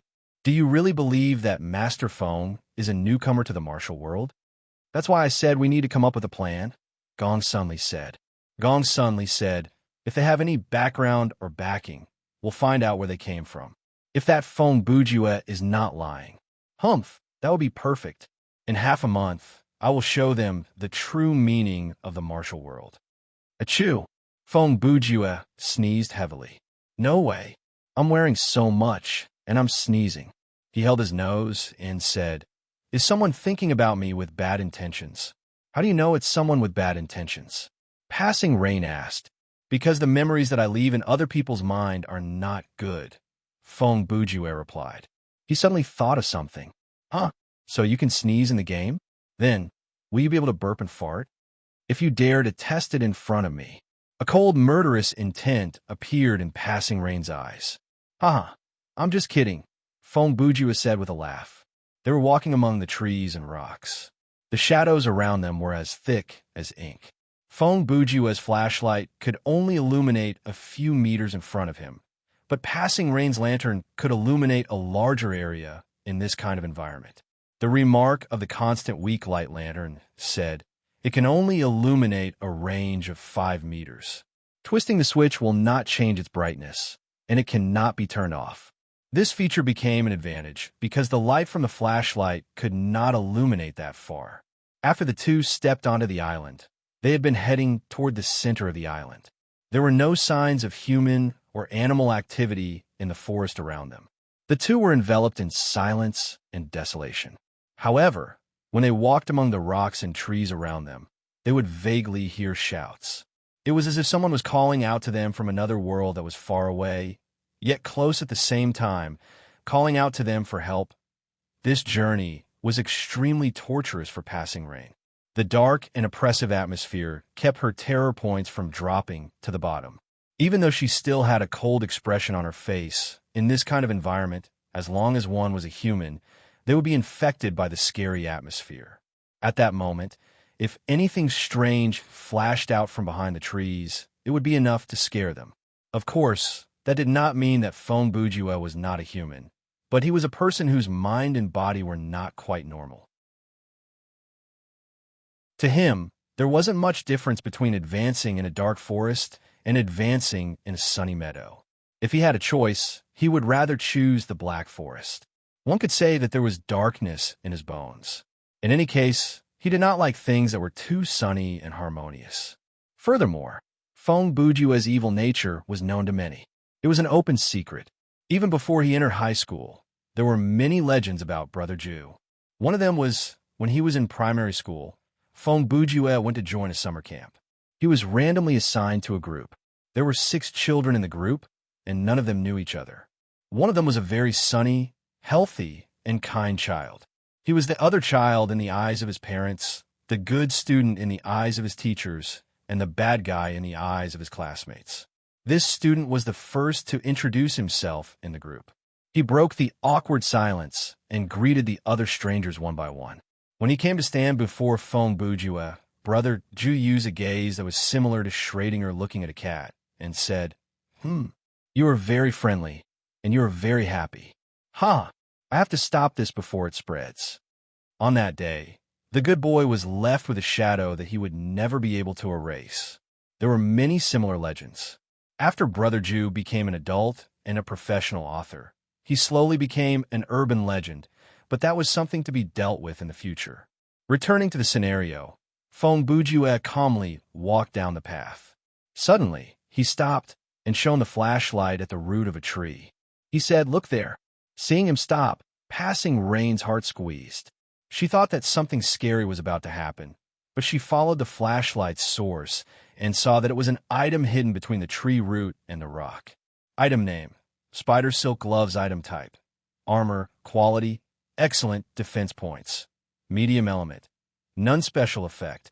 Can stick to objects. Equip requirement: General ability D. Fighting D. Remark: Do you want to use your palms to stick something that weighs more than 10 kilograms? Do you want to climb up the wall with your bare hands? Do you want to use spider silk to cover someone's face? Stop dreaming. The adhesion of this pair of gloves is worse than cellophane. It's more like sticky tape. Listing all the functions that it doesn't even have. Feng Bujue tossed the gloves to the ground with annoyance. What a scam. Can't you just not mention it? After reading the first half, you gradually became happier, didn't you? Passing Rain looked at his back from behind and sighed lightly. Then, she smiled knowingly, but she had no idea why she was so easily amused. Unexpectedly, just as she was about to relax, a voice suddenly rang out. Suddenly, a little girl's hand reached out from the darkness and covered Ruyu's mouth. Before she could make a sound, she was pulled back by a huge force into the darkness. Even though Feng Bujue did not hear the scream, the shaking of the light and the sound of the lantern falling to the ground attracted his attention. He whipped his head around, but all he saw was the lantern lying on the ground, and Passing Rain had already disappeared.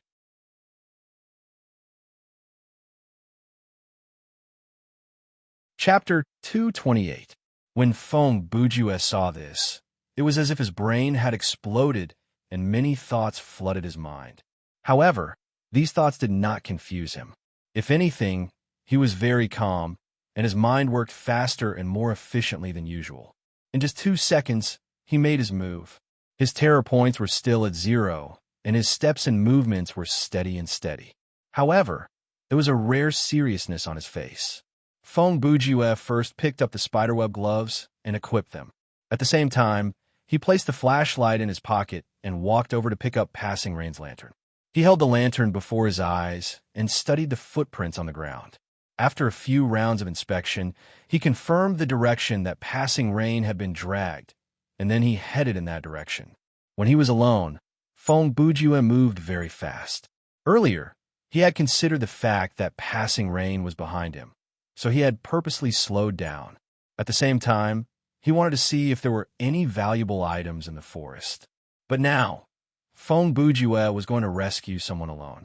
As a person who did not have the psychological barrier of fear, given a 5-meter field of vision, even if he was in hell, he would be able to move as fast as he could.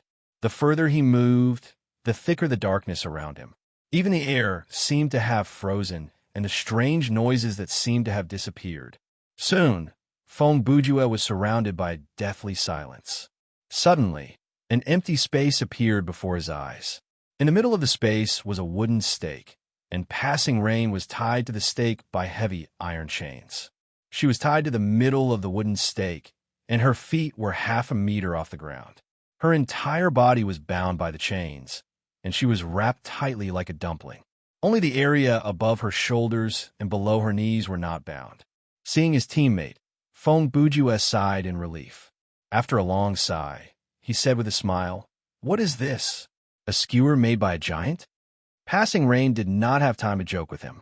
She reminded him seriously, she is nearby. I know, Feng Bujue replied. But I don't understand. Since she can capture you so easily, why didn't she capture me as well? Other than that, has she become so powerful already? Then what are we going to do? There's a problem here. As he spoke, he raised the lantern and looked around. At the same time, a thought flashed through his mind, and he immediately put his hand into the inner pocket of his shirt. Take a guess. A third voice sounded. It was the sweet voice of a little girl. Feng Bujue turned his head and saw Linger. She was wearing a coarse cloth jacket, and her hair was braided. Her face was rather cute, but her face was very pale. The most incongruous thing was that he didn't look like a child at all. I guess so. Feng Bujue was still able to smile in the face of an evil ghost. Huh, you took my friend away, expecting me to run around in fear, panic, and search for her like a headless fly. But you didn't expect that I didn't show you what you wanted to see, so you directly went to the next stage. You probably planned to torture us for fun? How clever. The moment Ling-er's voice entered his ears, Feng Bujue felt his vision darken. Then he felt a small hand choking his neck, and he was completely powerless to resist. His body was being pulled. Vaguely, he seemed to hear Passing Rain shout something, but he couldn't hear it clearly. A few seconds later, he came to and found that he was also chained to a wooden pole. The lantern in his hand was missing, but the unique light was shining from behind him. So powerful. Feng Bujue whispered, Hey, are you okay? Passing Rain's voice came from behind him. Feng Bujue tried his best to turn his neck 90 degrees, and then he realized that he and Passing Rain were tied to opposite sides of the same wooden pole. He smiled bitterly. I say, little sister Ling-er, you sure know how to play. At this time, Ling-er held the lantern and walked slowly to Feng Bujue. Feng Bujue was quite surprised that the boss had taken away the player's equipment. Do you know how long I've been in this world? Is little sister something you can call me? Ling-er said. Her tone and expression were no different from an adult's, and she was even more mature than the average adult. I thought that no matter what age a woman is, they all want to be called that. Feng Bujue looked like a dead pig that wasn't afraid of boiling water. Then, Sister Ling-er, can I ask, how do you plan to torture us? Yeah, how do you plan to torture us? You don't even look like you're afraid of death. Ling-er put her small hand to her mouth and used a finger to open her mouth. All right, you seem to care about her a lot. Feng Bujue's expression changed slightly, and his heart skipped a beat. But he immediately squeezed out a smile. Actually, it's not as bad as you think. Ling didn't wait for him to finish. She walked around the wooden pole and into Feng Bujue's blind spot. In the next second, Passing Rain let out a painful groan. Feng Bujue could feel the chains around his body tighten violently, and at the same time, the smell of blood permeated the air. When Ling returned to Feng Bujue's sight, her right hand was still holding the lantern, and her left hand was holding Passing Rain's leg. The leg was torn off from the calf, and the flesh was exposed. It was still dripping blood. Ling-er's fair face was splattered with blood, but she only showed a bloody smile. What do you think I should bring next time? I'm fine. Passing Rain's voice trembled as if trying to reassure Feng Bujue. I knew it. The villagers of Chonglin Town were right to kill you. At that moment, Feng Bujue's face was unusually cold and emotionless. His eyes were sharp like they could pierce through someone's soul. If you grow up successfully, I'm afraid there will be no more peace in this world. Ling tossed the broken leg to the ground and scoffed. Where did that come from? Before the Temple of the Hidden Bell, I saw the scene before you were burned to death. There was one detail that confused me. Feng Bujue replied. Why would you call your mother Mother? Normally speaking, it should be Mother, right? He paused before continuing. Also, I have a feeling that your crying and words were part of an act, like you were purposely trying to gain sympathy. Ling-er's eyes changed, and the smile disappeared from her face. Whether it was when you were burned to death or after your death, the villagers all called you a monster. Feng Bujue continued. They only revealed anger and fear, but I did not sense any trace of guilt. Why is that? He titled his head. As long as a person has a conscience, no matter how dumb they are, after doing something wrong, their conscience will feel unsettled. The unease does not come from fear, but from the self-condemnation in their heart. He looked down at Linger, but the villagers of Chonglin Town did not have that kind of emotion. Their reaction showed that everything they did was based on the most basic conclusion, and they did not doubt that conclusion. You're a monster. Feng Bujue laughed. Ever since we entered the mountain, you've been misleading us. Everything we saw and heard led us to believe that you were a ghost who died an unjust death, and that you were just an innocent little girl when you were alive. He scoffed and continued. When I heard the villagers blame you for the lack of rain, the dead crops, the child's congenital disability, and so on, my trust in them reached its lowest point. Perhaps that was my personal preference, because the things they said were similar to the reason why innocent women were burned to death as witches in Europe during the Middle Ages. A bunch of foolish fools who ascribe all their happiness to the blessings of God, and all their misfortunes to a fictitious fact, and let a scapegoat be burned alive for the unwarranted crimes, so that the fools may live in peace of mind for some time to come. This kind of thing happened all over the world in ancient times. I believe you agree with me on that, right? I don't understand what you're talking about, Linger replied darkly. Is that so? Feng Bujue said. Then do you know that the term mother was used to refer to a brothel owner in the Song dynasty, but it was used to refer to older women in the Qing dynasty. After the New Culture movement, it was commonly used to refer to mothers. Therefore, when you were killed, you could have used the term mother, mother, or just mother, but not mother. Just because of this detail, you think I'm... Linger stared at Feng Bujue. I haven't decided what you are yet, but I can make a few bold assumptions. Feng Bujue interrupted. For example, a psychic who was born with the ability to see the future, a soul that traveled from the future to a little girl's body, or a powerful consciousness that is higher than this dimension. Ling Er's expression changed abruptly. A few seconds later, it became extremely gloomy. Let's say your reasoning is correct. At this moment, she did not care about using the word reasoning. She simply said, yes, I am indeed a higher consciousness. I was exiled to this world and became this little girl named Linger. My body is as weak as an ant, but I can still use some special powers. I hid it well, but unfortunately, after accidentally killing my parents, my ability was discovered. Some of the things I did before were exposed one after another. The villagers found out the truth, so they caught me and burned me to death. I even lost my physical body, so I became an earthbound spirit and was subjected to many restrictions. Therefore, I can only harvest souls on this mountain and cannot touch the world outside Hidden Bell Village. Feng Bujue added, since what the villagers said is true, then what the tree and the monk said is naturally a lie. After understanding that, many problems are solved. He chuckled coldly. The two monsters are hinting to us that Ling is a ghost who died an unjust death. They led us to hold this wrong view and enter the realm of the bell, to this island, to fall into your hands. That's where you're wrong, Linger replied. How could simple-minded undead beings like them know my secret? So that's how it is, Feng Bujue said thoughtfully. They were also tricked by you. Only by fooling them can they help me lure the monks and Taoists who are hunting ghosts up the mountain to the realm of the bell, Linger replied with a smile. This is why no one can transcend a ghost like me.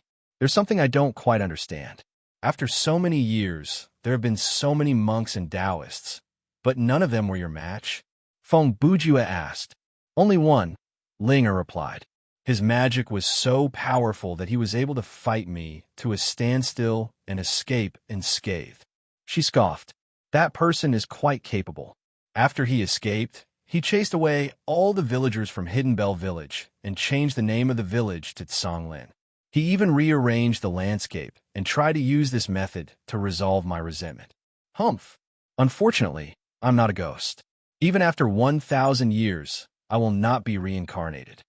Feng Bujue said darkly. Very good. I have no more questions. A ruthless expression appeared on Ling Er's face again. Then it's my turn to ask a question. Traveler from another world? She threatened.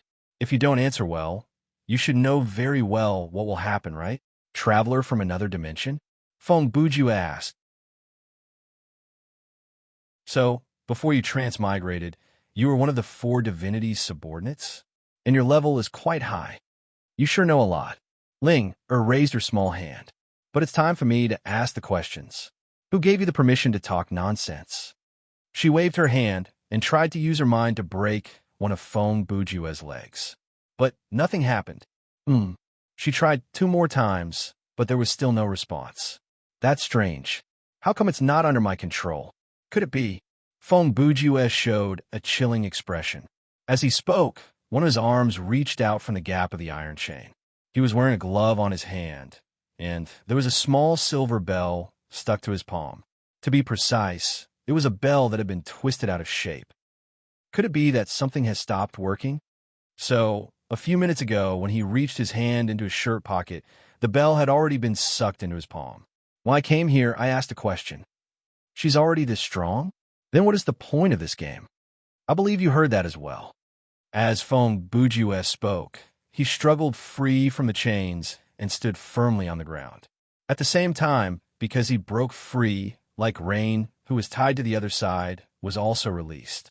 Although she was not completely free from the chains, she was already on the ground with 1 foot. Her arm could also move to a certain extent. Destroy the bell. Feng Bujue said loudly without turning his head. Like Rain heard this and immediately took out her bell from her bag. She used all her strength to smash it on the hard ground beside her feet. The silver bell was knocked out of shape and was destroyed. Ling Er's face became very ugly, but her lowly face was still very cute. I'm the kind of person who often asks questions, and my brain comes up with the answer. I think this is the result of many years of training. Feng Bujue continued from where he left off. At that moment, there were many hypotheses that flashed through my mind, but I won't go through them one by one. The most reliable one is in the realm of the bell, your power is stronger than in the outside world, and on this island, your power is stronger than anywhere else in the realm of the bell. But the key is, there's one thing, something that we must have brought with us when we came here, and it allows you to toy with us like a fiddle. Feng Bujue said as he tossed the bell in his hand to the ground. He even stepped on it. After we entered the mountain, we obtained these 2 bells from your lackeys. Humph! My reaction was too slow. It clearly states that there is some kind of connection between this small bell and a powerful evil spirit. Such an obvious hint. Thankfully, before I was tied up, I had the time to grab the bell. As he said that, he rushed to Like Rain's side and handed her the SCP-500. Like Rain did not hesitate and immediately ate a piece. The next second, her broken leg started to heal at a speed visible to the naked eye. The Taoist priest who fought you to a draw must have been a smart person. Before he was fatally wounded, he realized the problem and tossed the bell away. Feng Bujue said, and we can only say that we are lucky because we are the so-called visitors from another world. Ling Er's expression changed several times before it returned to a calm and ruthless expression. Then have you considered it? Why did that Taoist priest end up in a draw with me? Before she finished, she morphed into a black shadow and pounced at Feng Bujue and Like Rain.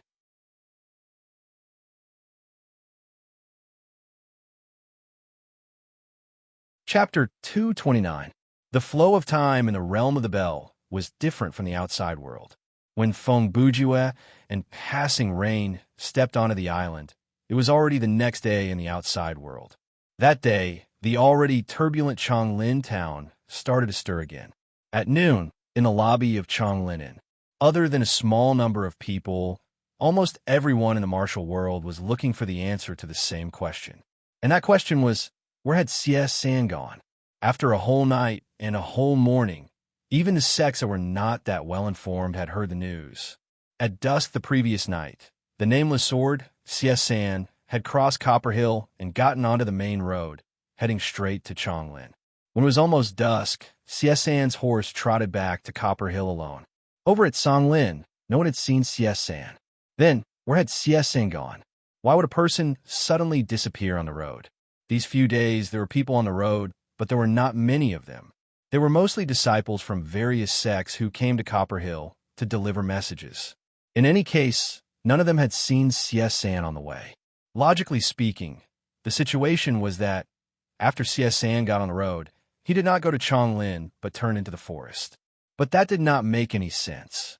Could it be that after Hero Xie asked around at Copper Hill, he found out that Chonglin had run out of rooms, and he did not want to stay in an abandoned house, so he chose to stay in the mountains to survive? Or was San ambushed? That wasn't very likely. Who could beat him? Unless Yi Cheng was there. Even if the 6 blades worked together, they would not be able to do anything to San. That was how the martial world worked. The difference in quality could not be made up with quantity. As a solo martial artist, San was as famous as the master of the Yi family. With his skill, he could take on 10 people at once. Of course, if he found 1,000 people to surround San and trap him in a place where he could only fight and not run, then when his inner strength and physical strength were completely exhausted, he would be able to succeed. That was even more impossible. There was one last hypothesis. Perhaps there was a 1 in 10,000 chance that Sen had run into a ghost. The people of Jianghu, especially those who were experienced in Jianghu, were not in awe of ghosts and gods, but they were not completely untrustworthy. The legend of Chonglin Town being haunted was something that many people had heard when they were at Copper Hill. In addition, there were people who mysteriously disappeared every night these days, and their corpses were nowhere to be found. This indeed made the people of the town panic. However, it was not entirely the fault of the ghost on the mountain. She did not come to town to capture anyone. Many people had died along with the corpses when they went up the mountain to dispose of the corpses after killing someone. To put it bluntly, this group of people was seeking their own deaths. If they had entered the mountain before nightfall and not gone too deep, they would have found a random corner at the edge of the forest and buried their bodies before leaving. That would have been fine. However, the reality was that they would enter the mountains in the middle of the night, carrying the warm corpses on their backs. They would deliberately walk a long distance into the heart of the forest before dumping the corpses. Not to mention Ling Er's ghost. Even the corpses they brought with them would be a threat. A person who had just died would have their resentment and soul still lingering, but the murderer carried the body into a haunted forest shrouded in resentment. It would not be strange for the dead to come back to life. In conclusion, even though we knew from God's perspective that San was ambushed, the people of Chonglin Town did not know that. They would not have guessed what happened to Lin Chong, so they could only guess blindly. What do you think Great Hero Xie is trying to do? Even though the Nameless Sword usually keeps a low profile, this time it is really strange. There are so many strange things happening in this town. Last night, a few more disciples from the Whale Gang and San faction disappeared without a trace. Their bodies were nowhere to be found. Have you heard? That falling plum sword, Lu Qingning, disappeared the night before last. She was nowhere to be seen yesterday, and she still hasn't shown up today. Sigh, I've heard about this since this morning. I also heard that of the 5 who came to Broken Sword Chahitsu yesterday, only Hero Jean is still at the inn. The other 4 did not return last night either. By the way, speaking of this, have you heard? I heard that last night, the young master of the Tang family suffered a great loss at the hands of Hero Jean. What? Tang size with fast hands? That kid is a tough one. I know, right? I also heard that he was taught a lesson by that Hero Jean and had no choice but to admit defeat. Wait, why would young Master Tang fight with that? Young Hero Jean? You don't know about that? For a woman, of course. The speaker then shared the gossip about Mu Rong Yin and Tang size. Oh, I see. He laughed gloatingly. But, speaking of which, this Broken Sword Chahitsu is not as simple as it seems. I wonder what the background of this sect is.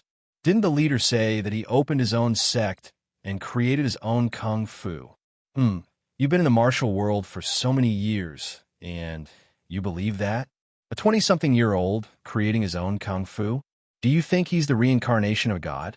In my opinion, That kid might have been taught by some otherworldly master. That's why he has such shocking inner strength. All right, you're all off topic. We're talking about Hero Sia. Why don't you tell us what's going on?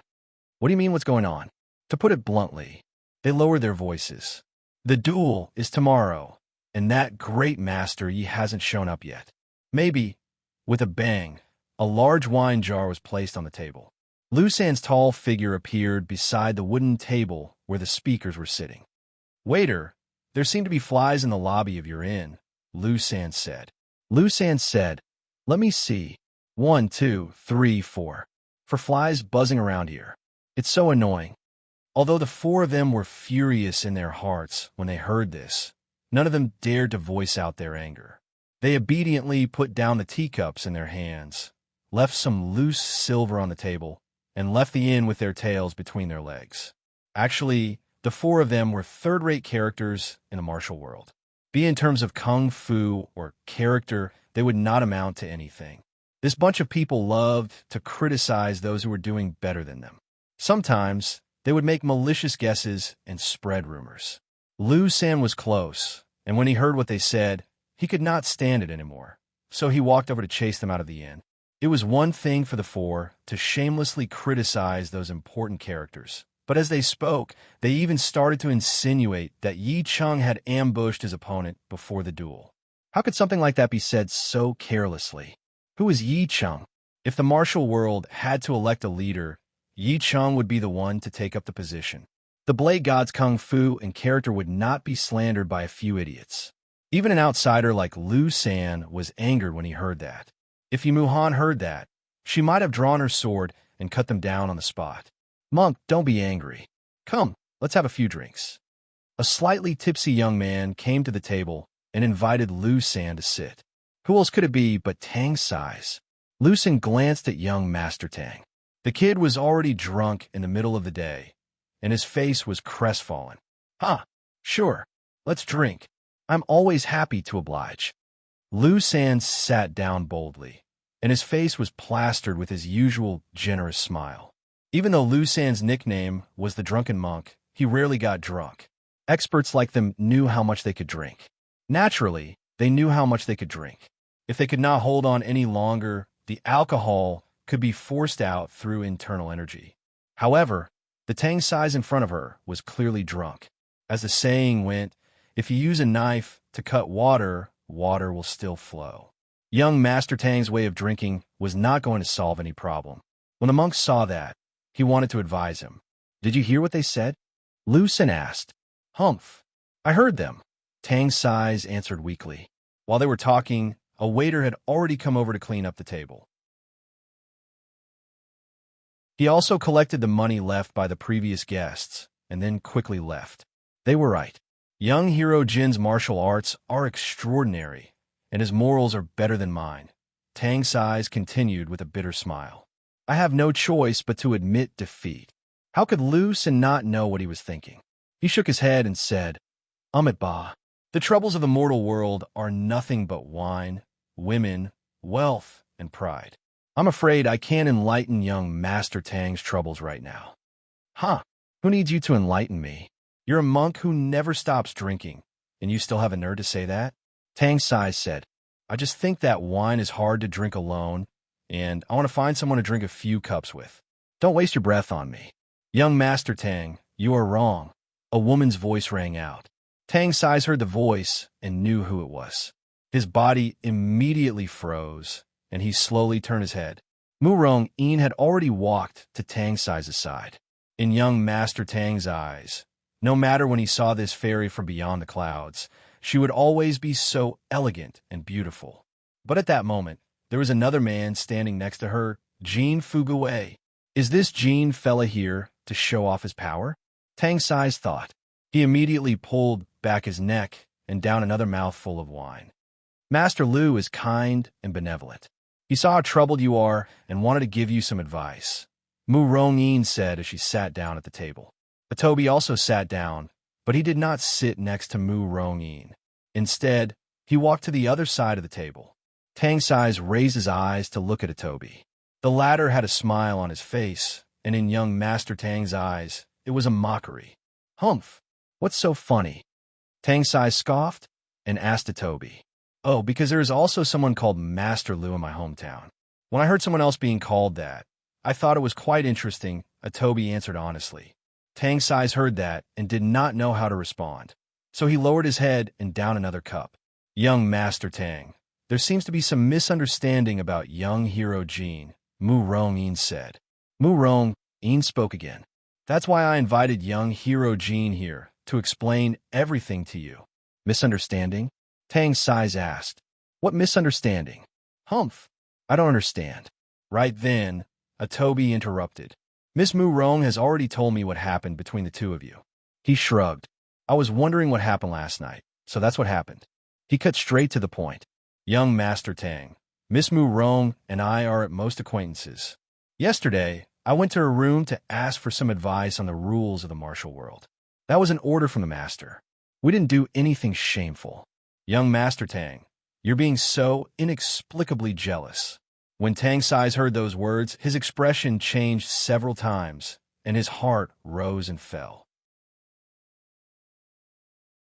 Before he could react, Mu Rong-yin spoke first. "Young hero Jean, there is nothing between Mr. Tang and I. Just now, when you said something between the two of you, that was not the right way to put it." All right. You don't need to explain yourself to me," Atobi interrupted. "I'm just here to resolve the misunderstanding that young Master Tang has toward me. I'm not interested in your relationship." He turned to Tang Sai's. "I will give you some advice.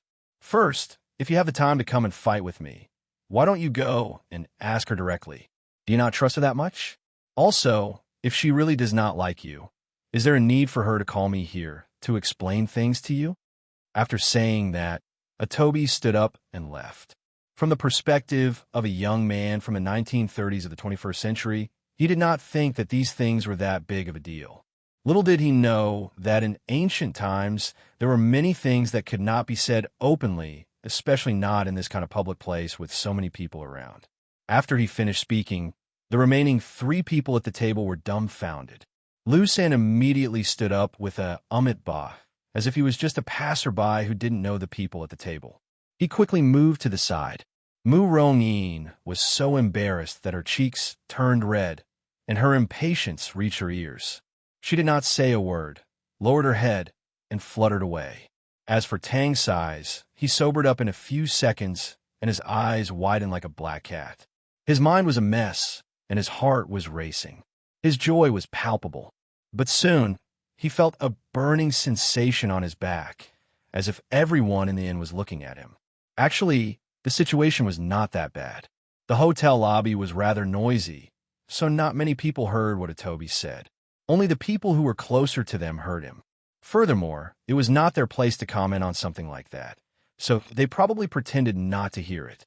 They were all people with status, and even if they were not, they had some status. In any case, they were not going to yell about it, right? Ignoring the fact that Tang Sai's left the lobby in a daze, Atobi was also annoyed by the situation. He waited for a whole night, and there was still no sign of his teammates.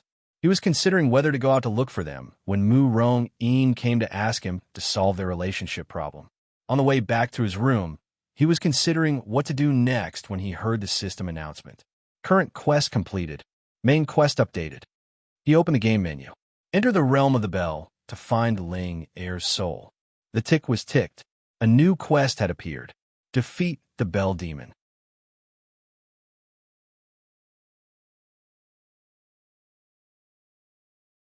Chapter 2:30. When the announcement for the new main quest came, Xiao Tan and Laughing Soul, who were underground, were still moving through the cave, looking for a way out. Even though the rock had said that they would be able to get out in 1 day and 1 night, it was clear that the rock had a problem with its calculation. The 1 day and 1 night it mentioned probably meant 24 hours of moving forward without rest. Xiao Tan and Laughing Soul naturally could not continue like that. They were limited by the exhaustion of their stamina points, so they had to stop and rest occasionally. Both of them were level 17, and their maximum stamina points were 1,700. No matter how confident they were, they had to maintain at least 1/4 of their stamina points, or else if they ran into an emergency and their stamina points were at rock bottom, they would be in big trouble. Even though the monsters and puzzles in this cave were not like the endless landmines that Pokemon had, just the number of flags scattered around the map was more than enough. Normally, one would not be able to move around them. From time to time, there would be a reward or something like that. It was like a candy after being slapped. Therefore, the two of them basically entered the mode of playing a traditional RPG game.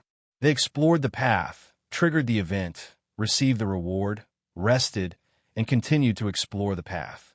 Without realizing it, the map that they had explored expanded. Since they did not know the exact location of the exit, they would try their best to explore the path when they came across a fork. Just like that, when the two finally found the exit, it was already midnight of the second day. It had been about 35 hours since they first fell into the cave. For a long scenario like Thriller Paradise, at the later stage, there would be a strange sense of fatigue. The player's body was in a state of sleep in the game cabin, and the mental world was like a controllable dream. If the dream was long, more than 1 or 2 days, the person's sense of time would be affected. This situation was not that strong in the scenario, and the real effect would be when the player left the gaming hub. At that time, the player would have the illusion that they had not slept through the night, but in reality, they were not physically tired. It was just that they felt mentally that they had not rested well. This should be the place, right? Xiao Tan removed the miner's hat and pocketed it.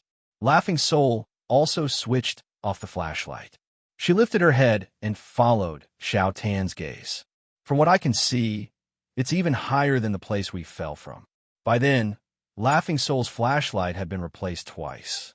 She did not expect that the scenario would require so much use of the flashlight, so she had only brought 4 spare batteries, and they had all been used up. In fact, after the conversation with the rock, Laughing Soul realized that for a long time, the flashlight would run out of battery. Once it lost its light source, her and Xiao Tan's mission would be many times more difficult and dangerous. Therefore, she quickly suggested that the two of them not turn on the light source at the same time and turn off the lighting equipment when they were resting to save some electricity. Fortunately, they managed to find the exit before the power ran out. This was a cave that was similar to the place where they had landed. There was no roof, and there was a passage above. The passage here was not in the shape of an inverted funnel, but a normal cylindrical shape. There was a pool in the middle of the cave, and thick yellow vines grew on the walls of the cave. These vines were like natural ladders, covering the stone walls in an intricate manner, extending all the way to the top, similar to the devil's vines of the dark lineage. Lifting their eyes, they could see light filtering in from the top of the cylindrical passage. The place was covered in a layer of vegetation that acted like a ceiling. Looking up from the bottom of the dark cave, the moonlight filtered through the gaps between the plants. It was a blur.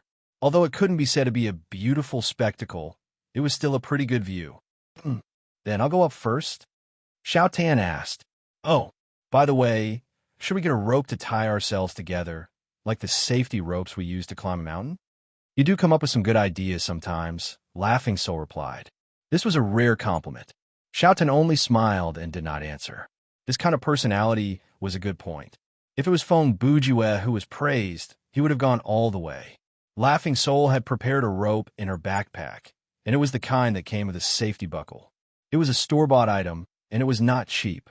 However, its practicality was undeniable, and it was worth the price. They tied the rope around their shoulders and waists, with a length of 7 to 8 meters between them. This way, they could move without affecting each other's climbing movements. If one of them accidentally fell, the other would be able to withstand the impact of the fall in time. Of course, this was just a safety measure. It did not eliminate the possibility that the other person would be pulled down by the impact. Before they started climbing, they rested for a while so that their stamina points could reach a safe level. This was to prevent them from falling from exhaustion halfway through the climb. Then, with Xiao Tan leading the way, they started the climb. Climbing walls was a basic skill that an assassin had to master. It was like eating, sleeping, breathing, and blinking. An assassin could forget how to speak, but they would never forget how to climb a wall. Of course, Xiao Tan was not an assassin. He was just a player wearing the classic Assassin's Creed outfit. He focused on agility, fighting, and scouting. However, in the face of such a well-designed climbing path in the game, it was still relatively easy for him to climb up. After all, the wall was full of footholds, and the vines were extremely sturdy, so it was unlikely that he would miss a step. Even though Laughing Soul was weaker in terms of stamina and agility, she was lighter, so it was not that hard for her to climb. Since there was someone leading the way, and she had a rope on her, she felt more relaxed. Following Xiao Tan's rhythm, they soon reached the halfway point. She lowered her head to look, and it was pitch black. She could hear the sound of water coming from the pool, but she could not see the bottom. Raising her head, the moonlight that shone through the vegetation seemed brighter. The climb had lasted for 20 minutes, and the two were getting close to the exit at the top. The excitement and joy of escaping washed away the tiredness that had accumulated over the past 10 hours. The dangers that they had faced along the way were still fresh in their minds. The tunnel that seemed to have no end, the monsters that would appear at any moment, the mysteries that blocked their way, the scares that came out of nowhere, all of that was finally coming to an end. At this moment, his mood was as refreshing as drinking a mouthful of iced milk after taking a bath. Phew, we're finally out. After the two returned to the surface, they lay on the grass, facing the sky, and let out a long sigh. At that moment, they were in the middle of a forest. The bright moonlight lit up the surroundings like it was daytime. The place was sparsely forested, and the terrain was slightly sloped. In any case, there was no immediate danger. By the way, is this already the third morning? Xiao Tan asked. Yes, the duel is tonight, Laughing Soul answered. In about 10 hours. Based on the main quest, Brother Ju and the rest should still be at that place called the Realm of the Bell, right? Xiao Tan asked. Hearing that, Laughing Soul seemed to be reminded of something. Yes. What about helping Miss Su achieve a breakthrough in her kung fu? Xiao Tan looked worried. In any case, from the team tab, Atobi is still alive. You're tuning in to the Warrior Lore YouTube channel. Don't forget to subscribe and join us on this journey to catch the most captivating stories.